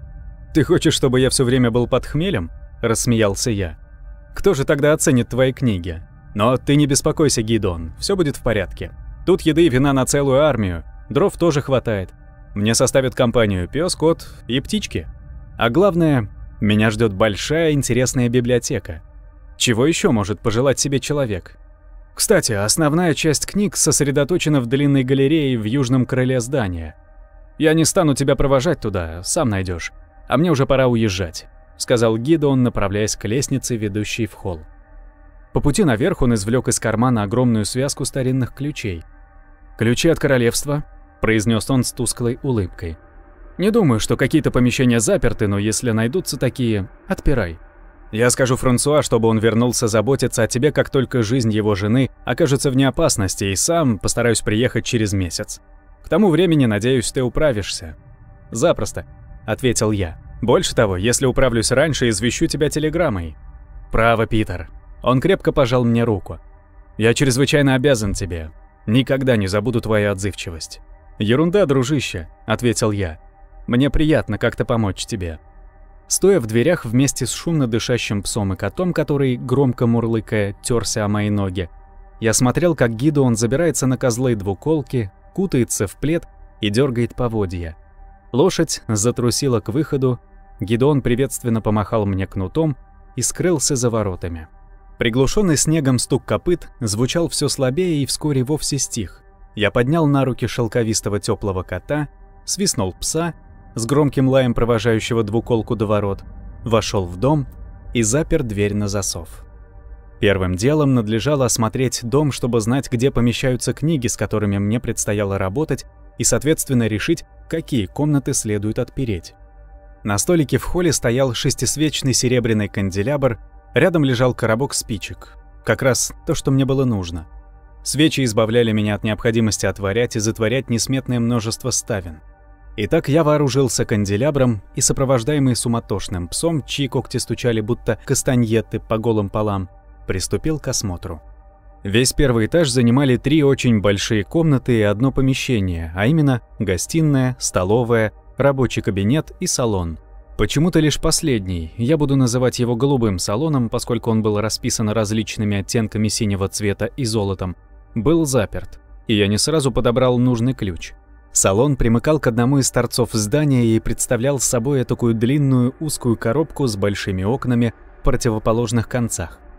Вход в салон помещался посередине одной из длинных стен, и прямо напротив двери висело одно из самых больших зеркал, какие мне когда-либо приходилось видеть. Высотой около 3 метров, считая почти от пола до потолка, в длину оно достигало 10 метров с лишним.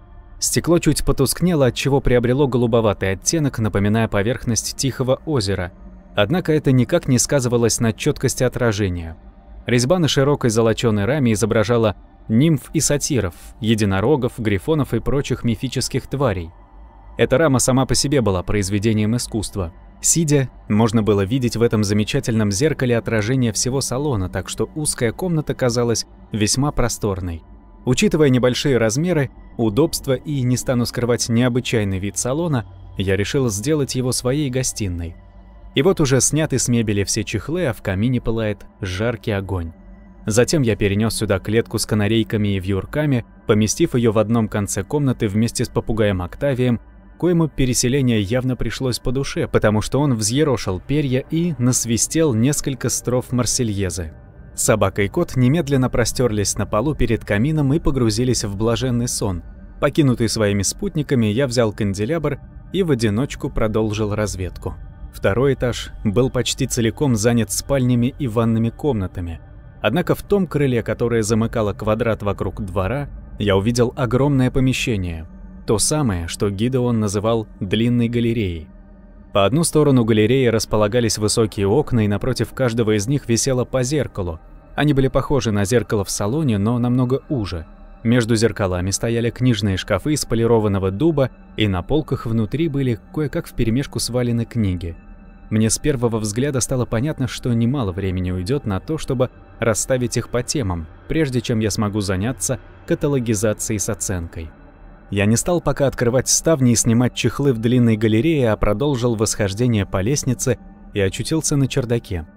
В одной из мансард я увидел позолоченную раму от зеркала, и меня пробрала дрожь при мысли о том, что, вероятно, здесь-то и был найден мертвым дядюшка Гидеона. Рама была намного меньше той, что поразила меня в салоне, но оформлена в том же стиле. Те же сатиры, единороги, грифоны и гиппогрифы, но кроме того, наверху поместился медальон с надписью «Я твой слуга, корми и вызволяй меня. Я есть ты». Бессмыслица какая-то. Я закрыл дверь мансарды и, обозвав себя трусом, тщательно запер ее, после чего у меня отлегло от души. В голубом салоне собака и кот кинулись ко мне с таким восторгом, точно я отсутствовал несколько дней. Я сообразил, что они голодны, и сам почувствовал, что основательно проголодался. Увлеченный исследованием замка, я даже не перекусил в положенное время, а теперь шел уже 7 час вечера. Сопровождаемый нетерпеливыми спутниками, я спустился на кухню чтобы состряпать нам что-нибудь. Для пса потушил несколько кусочков баранины, для кота – цыпленка, добавил вареный рис и картофель, и оба моих подопечных остались довольны таким меню. Себе поджарил хороший бифштекс с овощным гарниром и добыл в погребе бутылку отменного красного вина. Приготовив свою трапезу, я отнес ее наверх в голубой салон, пододвинул кресло поближе к камину и, удобно устроившись, набросился на еду. Вскоре сытые и довольные ко мне присоединились кот и собака. Они улеглись на пол перед камином, а я встал и плотно закрыл дверь, поскольку из холла с его мраморным полом тянуло холодом, как из морозильника. Завершив трапезу, я принял в кресле полулежачее положение, потягивая вино и созерцая пляшущие над каштановыми корнями языки голубого пламени. На душе было покойно, и под давлением изысканного крепкого вина я задремал. Проспал я около часа, когда вдруг проснулся, чувствуя, как каждый нерв напрягся, словно меня кто-то окликнул. Я прислушался. Ничего, только тихое посапывание спящего пса да довольное мурлыканье кота, свернувшегося калачиком на соседнем кресле. В полной тишине чуть слышно потрескивали в камине догорающие дрова. Решив, что мне почудилось, я подбросил в камин новое полено и приготовился еще подремать, хотя меня не покидала непонятная тревога. И тут, посмотрев в зеркало передо мной, я увидел, что дверь за моей спиной, которую я так тщательно закрыл, приоткрыта. Странно. Я повернулся. Ничего подобного. Закрыто. Ни малейшей щелочки. Снова поглядел в зеркало. Может быть, глаза под действием вина сыграли со мной шутку? Но нет. Дверь, отраженная зеркалом, была чуть приоткрыта. Я продолжал смотреть, пытаясь понять, каким образом преломление лучей света в стекле может создать иллюзию открытой двери, хотя та на самом деле плотно закрыта, когда увидел нечто такое, отчего меня пробрала дрожь, и я резко выпрямился. Дверь в зеркале продолжала открываться. Снова гляжу на реальную дверь. Закрыта. Тогда как ее отражение в зеркале открывалось все шире, миллиметр за миллиметром. У меня волосы поднялись дыбом, но я не мог оторвать глаз от этой картины. Вдруг из-за двери на ковер салона выползло нечто, что я в первую секунду принял за диковинную гусеницу, длинную, сморщенную, желтоватую, с неким подобием черного рога на переднем конце. Вот оно выгнулось горбом и принялось скрести поверхность ковра своим рогом. Обычные гусеницы так себя не ведут. Тут странное творение поползло обратно и скрылось. Я сидел весь в поту. Снова поглядел на реальную дверь, проверяя ее положение. Не дай бог, чтобы эта тварь ползла по ковру где-то возле меня. Закрыто. Глотнул вина для успокоения нервов и с недовольством обнаружил, что у меня дрожат руки. Я, который в жизни никогда не верил в призраки и привидения, в колдовство и прочую дребедень, вообразил невесть что, глядя в зеркало, и до такой степени убедил себя в реальности виденного, что поддался страху. «Смешно», — сказал я себе, продолжая потягивать вино. «Должно быть какое-то абсолютно рациональное объяснение». Продолжая сидеть в кресле, я наклонился вперед, внимательно созерцая отражение в зеркале. Долго ничего не происходило, но вот дверь опять приоткрылась, и вновь появилась гусеница. На этот раз за ней последовала вторая, а немного погодя и третья. Внезапно я весь похолодел, потому что понял, что именно вижу. И это были не гусеницы, а тонкие желтые пальцы с длинными изогнутыми черными ногтями, похожие на огромные кривые шипы дикой розы. Тем временем на ковер выползла уже вся кисть. Худая кисть, обтянутая сухой, точно пергамент, желтоватой кожей, сквозь которую проступали, напоминая грецкие орехи, бугорки суставов. Кисть с костлявым запястьем двигалась вслепую по ковру, словно откуда-то из вечного мрака морской пучины выползла бледная актиния. Так же медленно эта рука отползла обратно за дверь, и я содрогнулся, представив себе, какому жуткому созданию может она принадлежать. Примерно четверть часа продолжал я сидеть перед зеркалом, с ужасом ожидая, что может вдруг явиться из-за этой двери, но ничего не происходило. Однако тревога не покидала меня. Я все еще силился убедить себя, что речь идет о галлюцинации под влиянием вина и тепла от камина. Силился безуспешно. Ведь вот же дверь голубого салона надежно закрыта от сквозняка, А дверь в зеркале все еще приоткрыта, и за ней что-то таится. Хотелось подойти вплотную к зеркалу, проверить его устройство, но не хватало духа. Вместо этого я придумал план, призванный показать, виновато ли мое воображение. Разбудив пса Агриппу, я скомкал лист газеты, которую читал, и бросил комок к самой двери. Посмотрел в зеркало. Точно, лежит перед приоткрытой дверью. Сонная Агриппа, не столько из желания играть, сколько чтобы доставить мне удовольствие, побежал за комком. Сжимая пальцами ручки кресла, я смотрел, как его отражение в зеркале приближается к двери. И вот остановился перед комком, вот берет его в зубы, и тут произошло нечто настолько ужасное, что я не мог поверить своим глазам. Дверь в зеркале открылась еще шире, и вперед из-за нее метнулась длинная, белая костлявая рука. Схватила загривок собаки и утащила ее, отчаянно отбивающуюся всеми 4 лапами, за дверь. Тем временем Агриппа вернулся ко мне с добычей, но я не смотрел на него. Мои глаза были прикованы к отражению в зеркале. Через несколько минут рука вдруг опять появилась. Мне показалось, или она и впрямь выглядела окрепшей. Как бы то ни было, пальцы ее обхватили край двери и закрыли ее, оставив на белой краске кровавые отпечатки, при виде которых меня едва не стошнило. Настоящий Агриппа тыкался мне в ноги носом, ожидая похвалы, и меж тем, как за дверью в зеркале его отражение постигло бог знает какая судьба. Нет тех слов, чтобы выразить, как я был потрясен. Невозможно было поверить в увиденное. Долго еще я сидел, таращась на зеркало, однако больше ничего не происходило. В конце концов, ощущая нервный озноб, я поднялся с кресла и осмотрел сперва зеркало, потом дверь салона. Зеркало как зеркало, дверь как дверь. Мне так и хотелось открыть дверь и проверить, что при этом покажет зеркало, но, честно говоря, я слишком боялся потревожить то, что таилось в зазеркалье. Подняв глаза на верхний край зеркала, я только тут обнаружил, что на раме есть медальон с той же надписью, которую я читал в мансарде. «Я твой слуга, корми и вызволяй меня. Я есть ты». Кто этот я? Эта тварь там за дверью? «Корми и вызволяй меня». Уж не это ли я проделал, заставив пса подбежать к двери? Меня пробросило в дрожь. И я сказал себе, что мне необходимо пойти и выспаться после такого утомительного дня и всех переживаний. Отдохну как следует, и утром запросто разберусь с этими дивами. Забрав кота и кликнув пса, с ними мне все-таки было как-то поспокойнее, я вышел из голубого салона.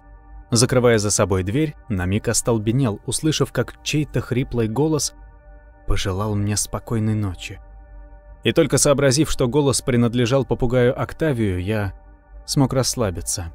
Кот Клер мирно дремал у меня на руках, но Агриппа не сразу подчинился моему зову. Прежде ему явно не дозволялось выходить за пределы 1-го этажа. В конце концов, нерешительность уступила любопытству, и он затрусил вверх по ступеням, предвкушая новые открытия. В спальне, хотя дрова в камине прогорели, еще было тепло. Я быстро приготовился ко сну и, не мешкая, лег, поместив Агриппу на постели с одной стороны и Клера с другой.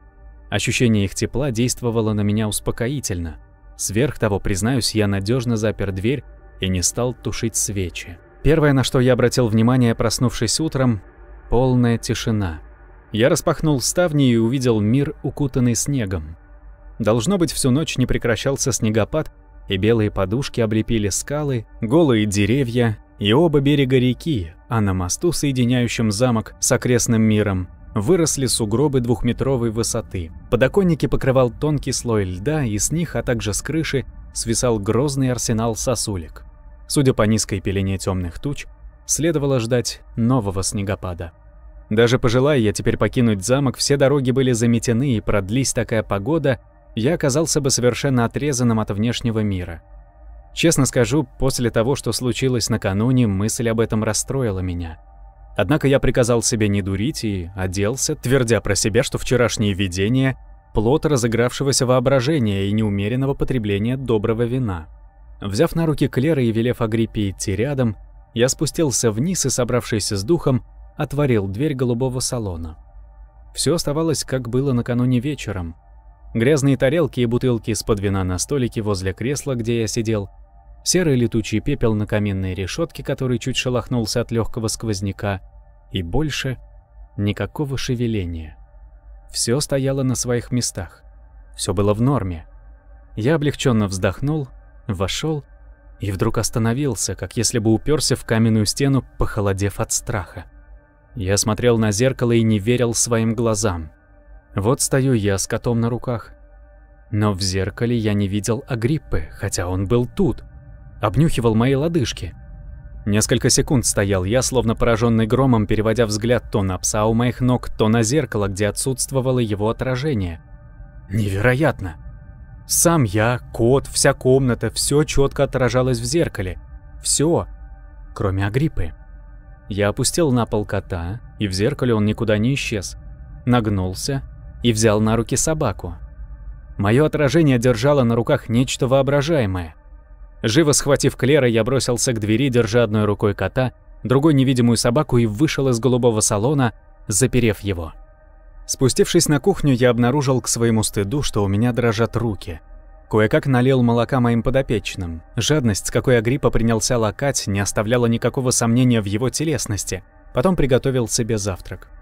Поджаривая яичницу с копченой ветчиной, я продолжал размышлять над тем, что увидел в голубом салоне. Если я не лишился рассудка, а я в жизни не чувствовал себя здоровее, оставалось признать, что мои глаза не обманули меня. Как ни невероятно это казалось мне тогда и кажется теперь. Но хотя мне становилось страшно при мысли о том, что же такое прячется за зазеркальной дверью, меня одолевало любопытство. Хотелось непременно увидеть странную тварь, которой принадлежала исхудалая желтая рука с костлявой кистью. И я решил, не откладывая в долгий ящик, вечером выманить ее из-за двери, чтобы как следует рассмотреть. Сама мысль о такой затее наполняла меня ужасом, но любопытство было сильнее страха. Весь день я в рабочей комнате занимался каталогизацией, когда же начало смеркаться, снова затопил камин в салоне, приготовил на кухне ужин, поднялся наверх с тарелкой и бутылкой вина и занял место у очага. Однако на этот раз я предусмотрительно вооружился крепкой тростью из черного дерева. С ней я чувствовал себя увереннее, хотя одному богу известно, какой мог быть прок от трости для защиты от зазеркального противника. На самом деле, ничего хуже я не мог придумать, и едва не поплатился жизнью за свою, как оказалось, бредовую идею. Ужиная, я не отрывал глаз от зеркала. Собака и кот спали на полу у моих ног, как накануне вечером. Пока я ел, в зазеркалье ничто не изменилось. Потягивая вино, я продолжал свои наблюдения. Прошел час. Дрова прогорели. Я поднялся с кресла, чтобы подбросить полено другое, а когда снова сел, увидел, как ручка зазеркальной двери медленно повернулась. Затем дверь стала открываться миллиметр за миллиметром, пока не образовался просвет шириной около 30 сантиметров. Казалось бы, что угрожающего в том, что открывается какая-то дверь, и все же было что-то неописуемо зловещее в том, как створ скользит по ковру. И вот опять появилась кисть. Поползла, горбатясь вперед. Следом показалось запястье, а за ним и часть желтоватого предплечья. На мгновение рука остановилась, простершись на ковре. Потом, отвратительное зрелище, принялась искать что-то ощупью, словно принадлежало слепцу. «Самое время, — сказал я себе, — осуществить мой тщательно продуманный план». Я нарочно не кормил кота на кухне досыта, теперь разбудил его и поднес к самому носу заранее припасенный кусочек мяса. Зрачки кота расширились, и он громко мяукнул от возбуждения. Как следует подразнив его, я бросил мясо к самой двери. В зеркале было видно, что оно приземлилось чуть поотдаль от идущей зазеркальной руки. Клер с воем бросился за добычей. Я-то надеялся, что кот окажется достаточно далеко от двери, чтобы выманить из-за нее таинственную тварь. Однако мой расчет не оправдался. В ту секунду, когда в зеркале кот нагнулся за мясом, рука перестала искать вслепую, с невероятной скоростью метнулась вперед, схватила его за хвост, и отчаянно вырывающийся Клер исчез за дверью. Как и в прошлый раз, рука почти сразу вернулась и медленно затворила дверь, оставив на дереве кровавые отпечатки пальцев. Это была страшная картина. Вдвойне ужасная из-за контраста между тем, с какой быстротой и свирепостью рука схватила жертву, и тем, как медленно, осторожно открывала и закрывала дверь. Клер вернулся с мясом к камину, чтобы спокойно перекусить, нисколько не страдая, как и Агриппа, от того, что перестал отражаться в зеркале. Я просидел перед зеркалом до полуночи, отправился спать, твердо намеренный утром все-таки придумать способ заставить таинственную тварь выйти из-за двери. Под вечер следующего дня я закончил предварительную перепись книг на первом этаже. На очереди была длинная галерея на втором этаже, где хранилась основная часть библиотеки. Работа утомила меня. В 5 часов я решил прогуляться, подышать свежим воздухом. Какое там гулянье! Снегопад почти не прерывался, и высокие сугробы ограничивали мое продвижение. Чтобы выйти со двора и пересечь мост, пришлось бы рыть траншею в покрытом коркой слое снега толщиной около 2 метров. Иные сосульки, свисающие с подоконников, желобов и лепнины, достигали 1,5 метров в длину. Мои звери не пожелали меня сопровождать, и я один попытался выйти на белый холодный простор двора, где стояла глухая, как на дне колодца, тишина. Снег издавал протестующий писк под моими ногами, словно я наступал на мышей. Я проваливался по колено и очень скоро вынужден был пробираться обратно к дому. С неба продолжали падать белые хлопья величиной с цветок одуванчика, наращивая корку на карнизах и двускатной крыше. Царило сопутствующее такому снегопаду полное безмолвие. Ни птичьих голосов, ни воя ветра, немая тишина. Как будто все живое было удушено белым шарфом. Растирая замерзшие руки, я поспешил войти в дом, запер входную дверь и чуть не бегом спустился на кухню готовить себе ужин. Пока закипала вода, я успел затопить камин в голубом салоне, потом уже по привычке отнес туда приготовленные блюда, сопровождаемые собакой и котом. Я вновь вооружился крепкой тростью. Это помогало мне чувствовать себя несколько увереннее. Приступив к еде, я все время поглядывал в зеркало, однако рука не показывалась. Странно, куда она подевалась? Рыскает по комнатам в зазеркалье за дверью? Или она вообще существует только тогда, когда я вижу ее отражение? Я размышлял дремотно перед теплым камином, а там и вовсе заснул, что отнюдь не входило в мои намерения. Должно быть, я проспал около часа, когда меня вдруг исторг из объятий сна тонкий хриплый голос, который напевал по-французски.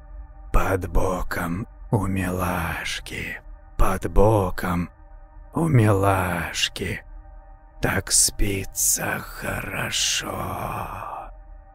После чего прозвучал истеричный гортанный смех. Со сна я не сразу сообразил, что это Октавий пел и смеялся.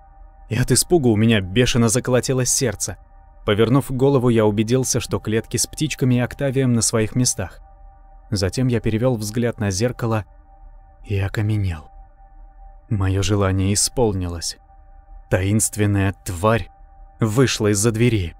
И, глядя на нее, я клял себя за то, что затеял этот эксперимент. Что не запер голубой салон после первого же вечера, чтобы больше не входить в него. Зазеркальная тварь, не могу же я употребить тут слово «человек», была маленькая, горбатая, закутанная в нечто вроде савана, желтоватую льняную ткань с пятнами грязи и плесени и с дырками в наиболее изношенных местах. Верхний конец савана был накинут на голову и обмотан вокруг шеи наподобие шарфа, так что я видел только кончики выцветших оранжевых волос над морщинистым лбом и 2 огромных, бесстрастных, светло-желтых глаза, которые почему-то напомнили мне надменный взгляд козы. Нижняя часть лица была закрыта тканью, придерживаемой бледной рукой с черными ногтями. Тварь стояла сразу за большой клеткой с канарейками и вьюрками. Сама клетка была раздавлена и выпотрошена, будто лошадь на арене для боя быков. Изогнутые прутья были облеплены приставшими к свежей крови желтыми перышками. Несколько перьев торчали между пальцами хищной твари. На глазах у меня она медленно двинулась к соседнему столу, где стояла клетка с попугаем. Походка ее была какая-то скованная, словно тварь не столько шагала, сколько волочила ноги по полу. В зеркале я видел, как она подошла вплотную к клетке, где отражение Октавия покачивалось на жердочке. Реальный попугай по-прежнему распевал, чередуя пение с кудахтающим смехом. В зеркале тварь уставилась на него свирепыми желтыми глазами. Внезапно рука метнулась вперед, и пальцы вцепились в прутья клетки, разламывая ее. К первой руке присоединилась вторая. Края ткани, закрывающие лицо, раздвинулись, и моему взору предстало лицо. отвратительнее которого мне в жизни не доводилось видеть. Казалось, большая часть его ниже глаз поражена то ли гниением, то ли чем-то вроде проказы. На месте носа только 2 черные дыры в обрамлении кожных лохмотьев. Одна щека совершенно отсутствовала, и было видно обе челюсти с плесенью на деснах и гнилыми зубами. Изо рта на саван стекали струйки слюны. Остатки губ были сморщены так, словно их зашивали тонкими нитками. Вся эта жуткая картина усугублялась тем, что один из безобразных пальцев твари украшал золотой перстень с опалом, который словно вспыхивал ярким пламенем среди ломаемых прутьев. Изящное изделие только подчеркивало всю мерзость облика этого ожившего трупа. Тем временем тварь уже просунула руки внутрь клетки. Попугай в зеркале продолжал качаться на жердочке, реальный же Октавий пел и смеялся. Тварь схватила за зеркального попугая, и тот принялся отчаянно хлопать крыльями, а Октавий по-прежнему пел. Тварь вытащила птицу из клетки, поднесла к своему мерзкому рту и разгрызла череп попугая словно орех, после чего принялась жадно высасывать мозг, выплевывая осколки черепа, так что они вместе с перьями и слюной ложились на саван. От этого зрелища я ощутил такое отвращение и такое бешенство, что схватил трость, вскочил на ноги и, дрожа от ярости, шагнул к зеркалу. При этом я увидел в зеркале, что мое отражение приближается к твари со спины. И когда осталось сделать последний шаг, я поднял трость для удара. Внезапно глаза на гниющем лице сверкнули. Тварь прервала свою отвратительную трапезу, бросила птичий трупик на пол и повернулась к моему отражению так стремительно, что я замер на месте, застигнутый врасплох. А тварь, не мешкая ни секунды, метнулась вперед и своими тощими сильными руками стиснула шею мне в зеркале. Неожиданный наскок заставил мое отражение попятиться и выронить трость. Вместе с тварью она упала на пол за столом, и я видел, как они борются друг с другом. В испуге я выпустил трость, бросился к зеркалу и принялся бить по стеклу кулаками. Тем временем потасовка на полу прекратилась, а я продолжал колотить зеркало, не сомневаясь, что тварь расправляется с моим отражением так же, как расправилась с собакой и котом. Наконец, тварь поднялась на ноги, пошатываясь и тяжело дыша. Постояв секунду-другую спиной ко мне, нагнулась, схватила мое зазеркальное тело и потащила к двери.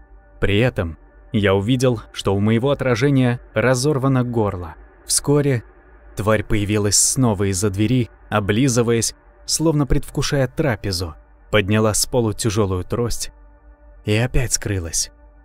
Она отсутствовала минут 10, когда же возникла вновь.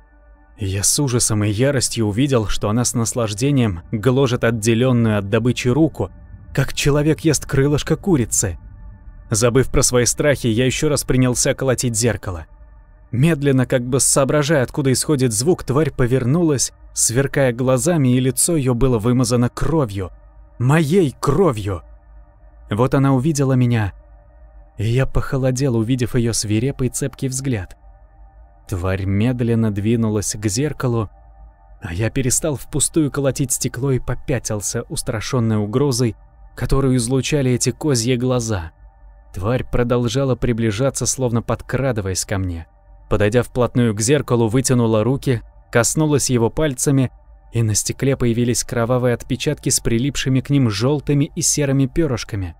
Осторожно пощупав стекло, как человек щупает тонкую корку льда на пруду, проверяя его на прочность, она вдруг сжала в кулак свои отвратительные руки и выбила яростную дробь, которая гулко отдалась в тишине салона. Затем разжала кулаки и вновь пощупала стекло. Постояла, глядя на меня, как бы размышляя. Было ясно, что она видит меня, из чего следовало, что, хотя для меня мое отражение пропало, тварь видит его в зеркале, принадлежащем ее зазеркальному миру. Внезапно, как будто приняв какое-то решение, она повернулась, заковыляла через комнату к двери и скрылась, чтобы, о ужас, тут же вернуться, держа в руках трость из черного дерева. Мою трость! Но ведь если я слышал, как тварь била по стеклу кулаками, значит, она не бесплотная. И если она ударит зеркало тростью, стекло может разбиться, и тварь каким-то образом сумеет из-за зеркалья войти ко мне. Я не стал ждать, когда тварь подойдет к зеркалу. Решив, что ни я, ни мои подопечные больше не будут оставаться в голубом салоне, поднял дремлющих перед камином собаку и кота, метнулся к двери и вышвырнул их в коридор.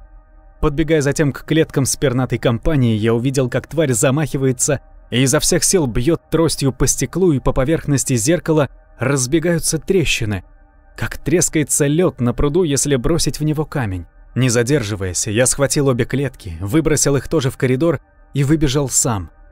Закрывая дверь, я услышал звук нового удара и увидел, как часть зеркала распадается на осколки, и через дыру в салон просовывается костлявая рука, сжимающая трость.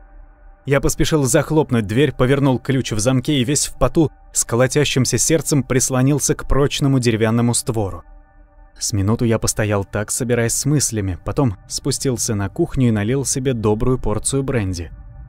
Мои руки дрожали так, что я едва не выронил стакан. Выпив бренди, принялся лихорадочно соображать, как быть дальше. Похоже было, что разбитое зеркало открывало этой мерзкой твари вход в мой мир. Я не знал, распространяется ли это правило на все зеркала в доме, не знал также, помешаю ли замыслам твари или, напротив, буду способствовать им, если разобью каждое зеркало, которое может стать таким входом. Меня трясло от страха, но я чувствовал, что должен что-то предпринять, поскольку стало очевидно, что тварь будет охотиться за мной по всему дому. А потому я спустился в подвал, вооружился крепким топором, потом отыскал канделябр и поднялся на второй этаж. Дверь голубого салона оставалась надежно запертой. Собравшись с духом, я вошел в соседний кабинет, где на стене висело зеркало средних размеров. Светя канделябром и держа наготове топор, я приблизился к зеркалу. Странно было стоять перед ним и не видеть своего отражения.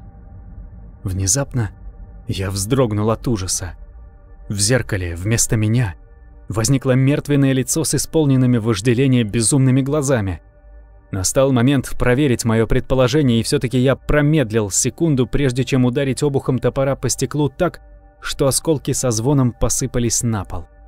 Нанеся удар, я отступил на шаг, по-прежнему держа наготове топор на случай, если тварь попытается напасть на меня и надо будет отбиваться. Однако вместе с зеркалом исчез и мой враг. Стало быть, я верно рассуждал. Если разбить зеркало с моей стороны, переход не откроется, из чего следовало, что для спасения собственной жизни я должен разбить все зеркала в доме, притом, возможно, быстрее, пока тварь не проделала то же самое со своей стороны. Захватив канделябр, я направился в столовую и успел подойти к висевшему там большому зеркалу одновременно с тварью. К счастью, мне удалось разбить зеркало вдребезги раньше, чем она смогла пустить в ход свое оружие, оброненную моим отражением трость. Бегом, насколько это было возможно, без риска, что погаснут свечи, я поднялся на второй этаж и принялся крушить зеркала, переходя из спальни в спальню, из ванной в ванную. Должно быть, от страха у меня на ногах выросли крылья, потому что я везде опережал своего врага. Оставалась длинная галерея с дюжиной огромных зеркал между высокими книжными полками, и я ринулся туда, причем сам не зная почему бежал на цыпочках. Перед дверью на миг остановился, с ужасом думая о том, что тварь могла опередить меня и теперь притаилась там в темноте. Я приложил ухо к двери. Тихо. Сделал глубокий вдох и распахнул дверь, подняв в руке канделябр. Длинная галерея простиралась передо мной в мягкой бархатной темноте, немая, словно кротовая нора. Я вошел внутрь, и пламя свечей заметалось, расписывая стены и потолок тенями, похожими на траурные вымпелы. Сделав несколько шагов, я остановился, силясь рассмотреть дальний конец помещения, куда не достигал свет моего канделябра. Кажется, все зеркала целы. Я живо поставил канделябр на ближайший столик и повернулся лицом к череде зеркал. В ту же секунду раздался грохот, сопровождаемый звоном. У меня сердце оборвалось, и прошло несколько секунд, прежде чем я с облегчением сообразил, что причиной грохота и звона была огромная сосулька, которая сорвалась с одного из подоконников и разбилась о камни внизу во дворе. Понимая, что следует действовать быстро, пока ковыляющее чудовище не добралось до длинной галереи, я стиснул в руке топорище и побежал от зеркала к зеркалу, круша их одно за другим. То-то повеселилась бы ватага мальчишек, будь они на моем месте. Снова и снова обух моего топора ударял по стеклу, разбивая его, как разбивает лед любитель рыбной ловли зимой. И по ослепшему зеркалу разбегались трещины, осколки с музыкальным звоном сыпались на пол. В глухой тишине галереи этот звук казался особенно громким. Только топор сокрушил предпоследнее зеркало, как сквозь соседнее с грохотом пробилась трость, которую сжимала омерзительная рука. Выронив топор от страха, я обратился в бегство. Схватив у двери канделябр, на миг обернулся и увидел, как что-то вылезает из-за зеркалья в дальнем конце галереи. Захлопнув и заперев дверь, я прислонился к ней, переводя дыхание. Сердце отчаянно колотилось, а из-за двери до моего слуха донесся слабый звон стекла. Потом все стихло. Вдруг я ощутил, как ручка двери за моей спиной медленно поворачивается. Похолодев от ужаса, я отскочил и уставился на нее. Остановилась. Тварь поняла, что дверь заперта, и издала пронзительный крик, в котором было столько ярости и звериной злобы, что я чуть не выронил канделябр от испуга. Дрожа, я прижался к стене и с облегчением вытер вспотевший лоб. Все зеркала в доме были разбиты, и единственные 2 помещения, куда могла проникнуть тварь, надежно заперты. Впервые за последние 24 часа я чувствовал себя в безопасности. В длинной галерее зазеркальная тварь сопела, обнюхивая дверь, точно свинья над кормушкой. Потом снова дала выход своей бессильной ярости в жутком крике и замолкла. Я постоял 2-3 минуты, напрягая слух. Тишина.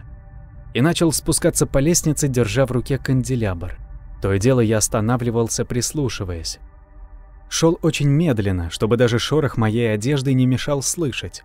Затаивал дыхание, но единственным звуком был бешеный стук моего сердца да слабое потрескивание горящих фитилей. Шаг за шагом я продолжал спускаться на 1-й этаж холодного мрачного пустынного дома. Над последним пролетом, ведущим в холл, я остановился и замер.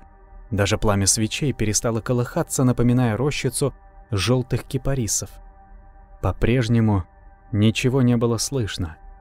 Осторожно выдохнув, я повернулся лицом к следующим ступенькам и увидел то единственное, о чем совершенно забыл.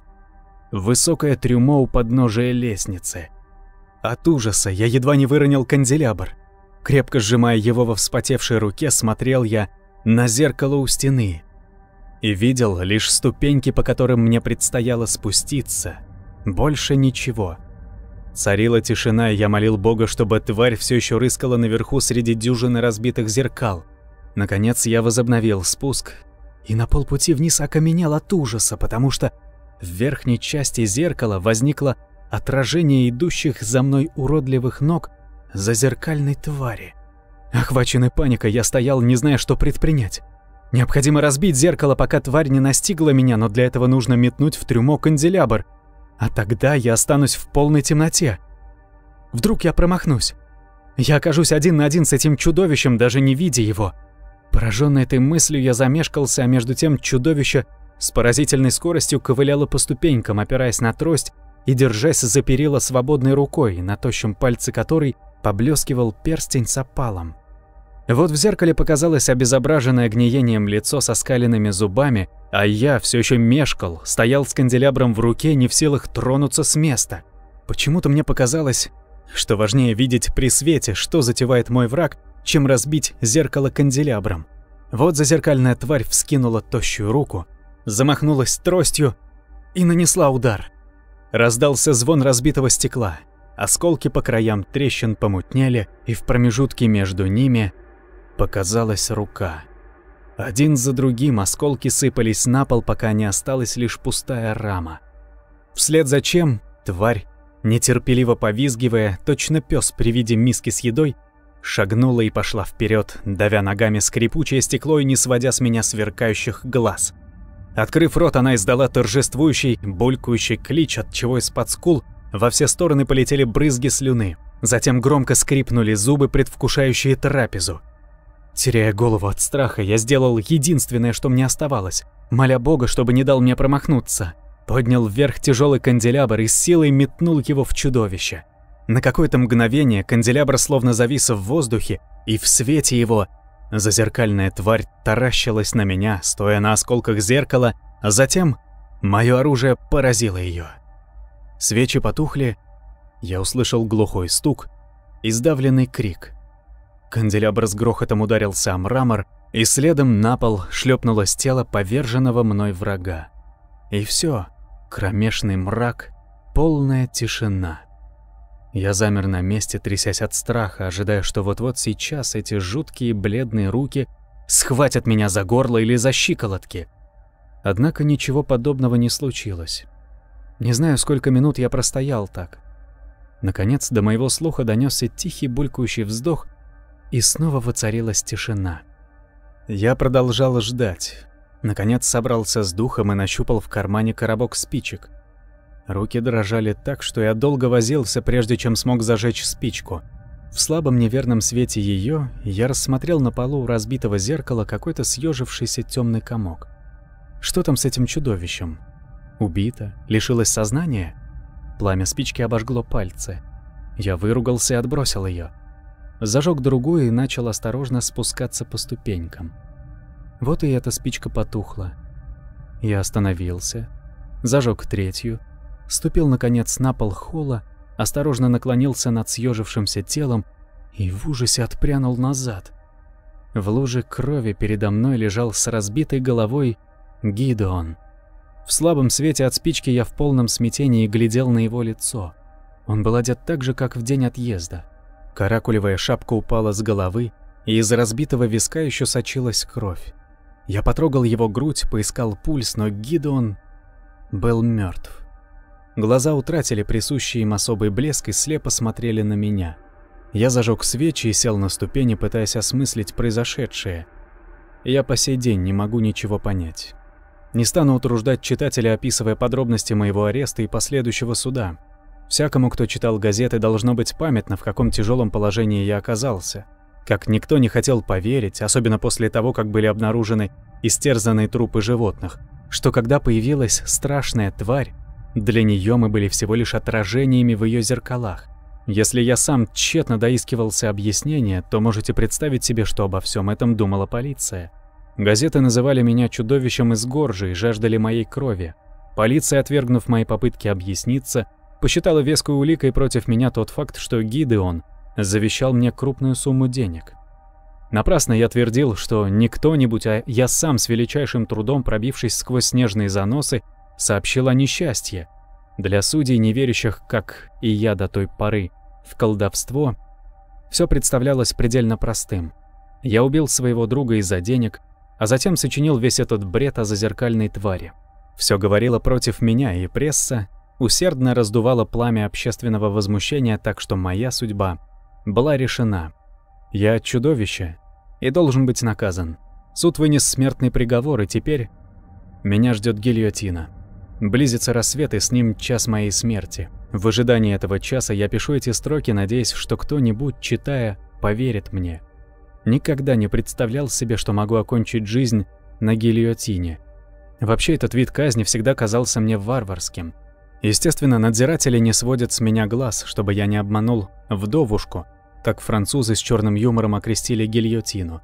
Но я спросил, есть ли у меня право на последнее желание, и они разрешили поставить в моей камере высокое зеркало, дабы я мог привести себя в пристойный вид перед казнью. Интересно, что из этого выйдет? На этом рукопись кончалась. Внизу страницы другой рукой было добавлено: узник найден лежащим мертвым перед зеркалом. Причина смерти – остановка сердца. Доктор Лепетер. Гроза бушевала с прежней силой. То и дело комнату озаряли яркие молнии. Не стыдясь, честно скажу, что я подошел к зеркалу над туалетным столиком и завесил его полотенцем, после чего взял в охапку бульдога и забрался вместе с ним под одеяло. Обязательно делись своими историями в комментариях, а также не забывай поставить лайк, подписаться на канал и нажать на колокольчик. Для тебя это мелочь, а нам приятно. А если хочешь слушать новые истории раньше других и без рекламы, заходи на наш подкаст-канал Boosty и смотри первым. Ссылку найдешь в описании.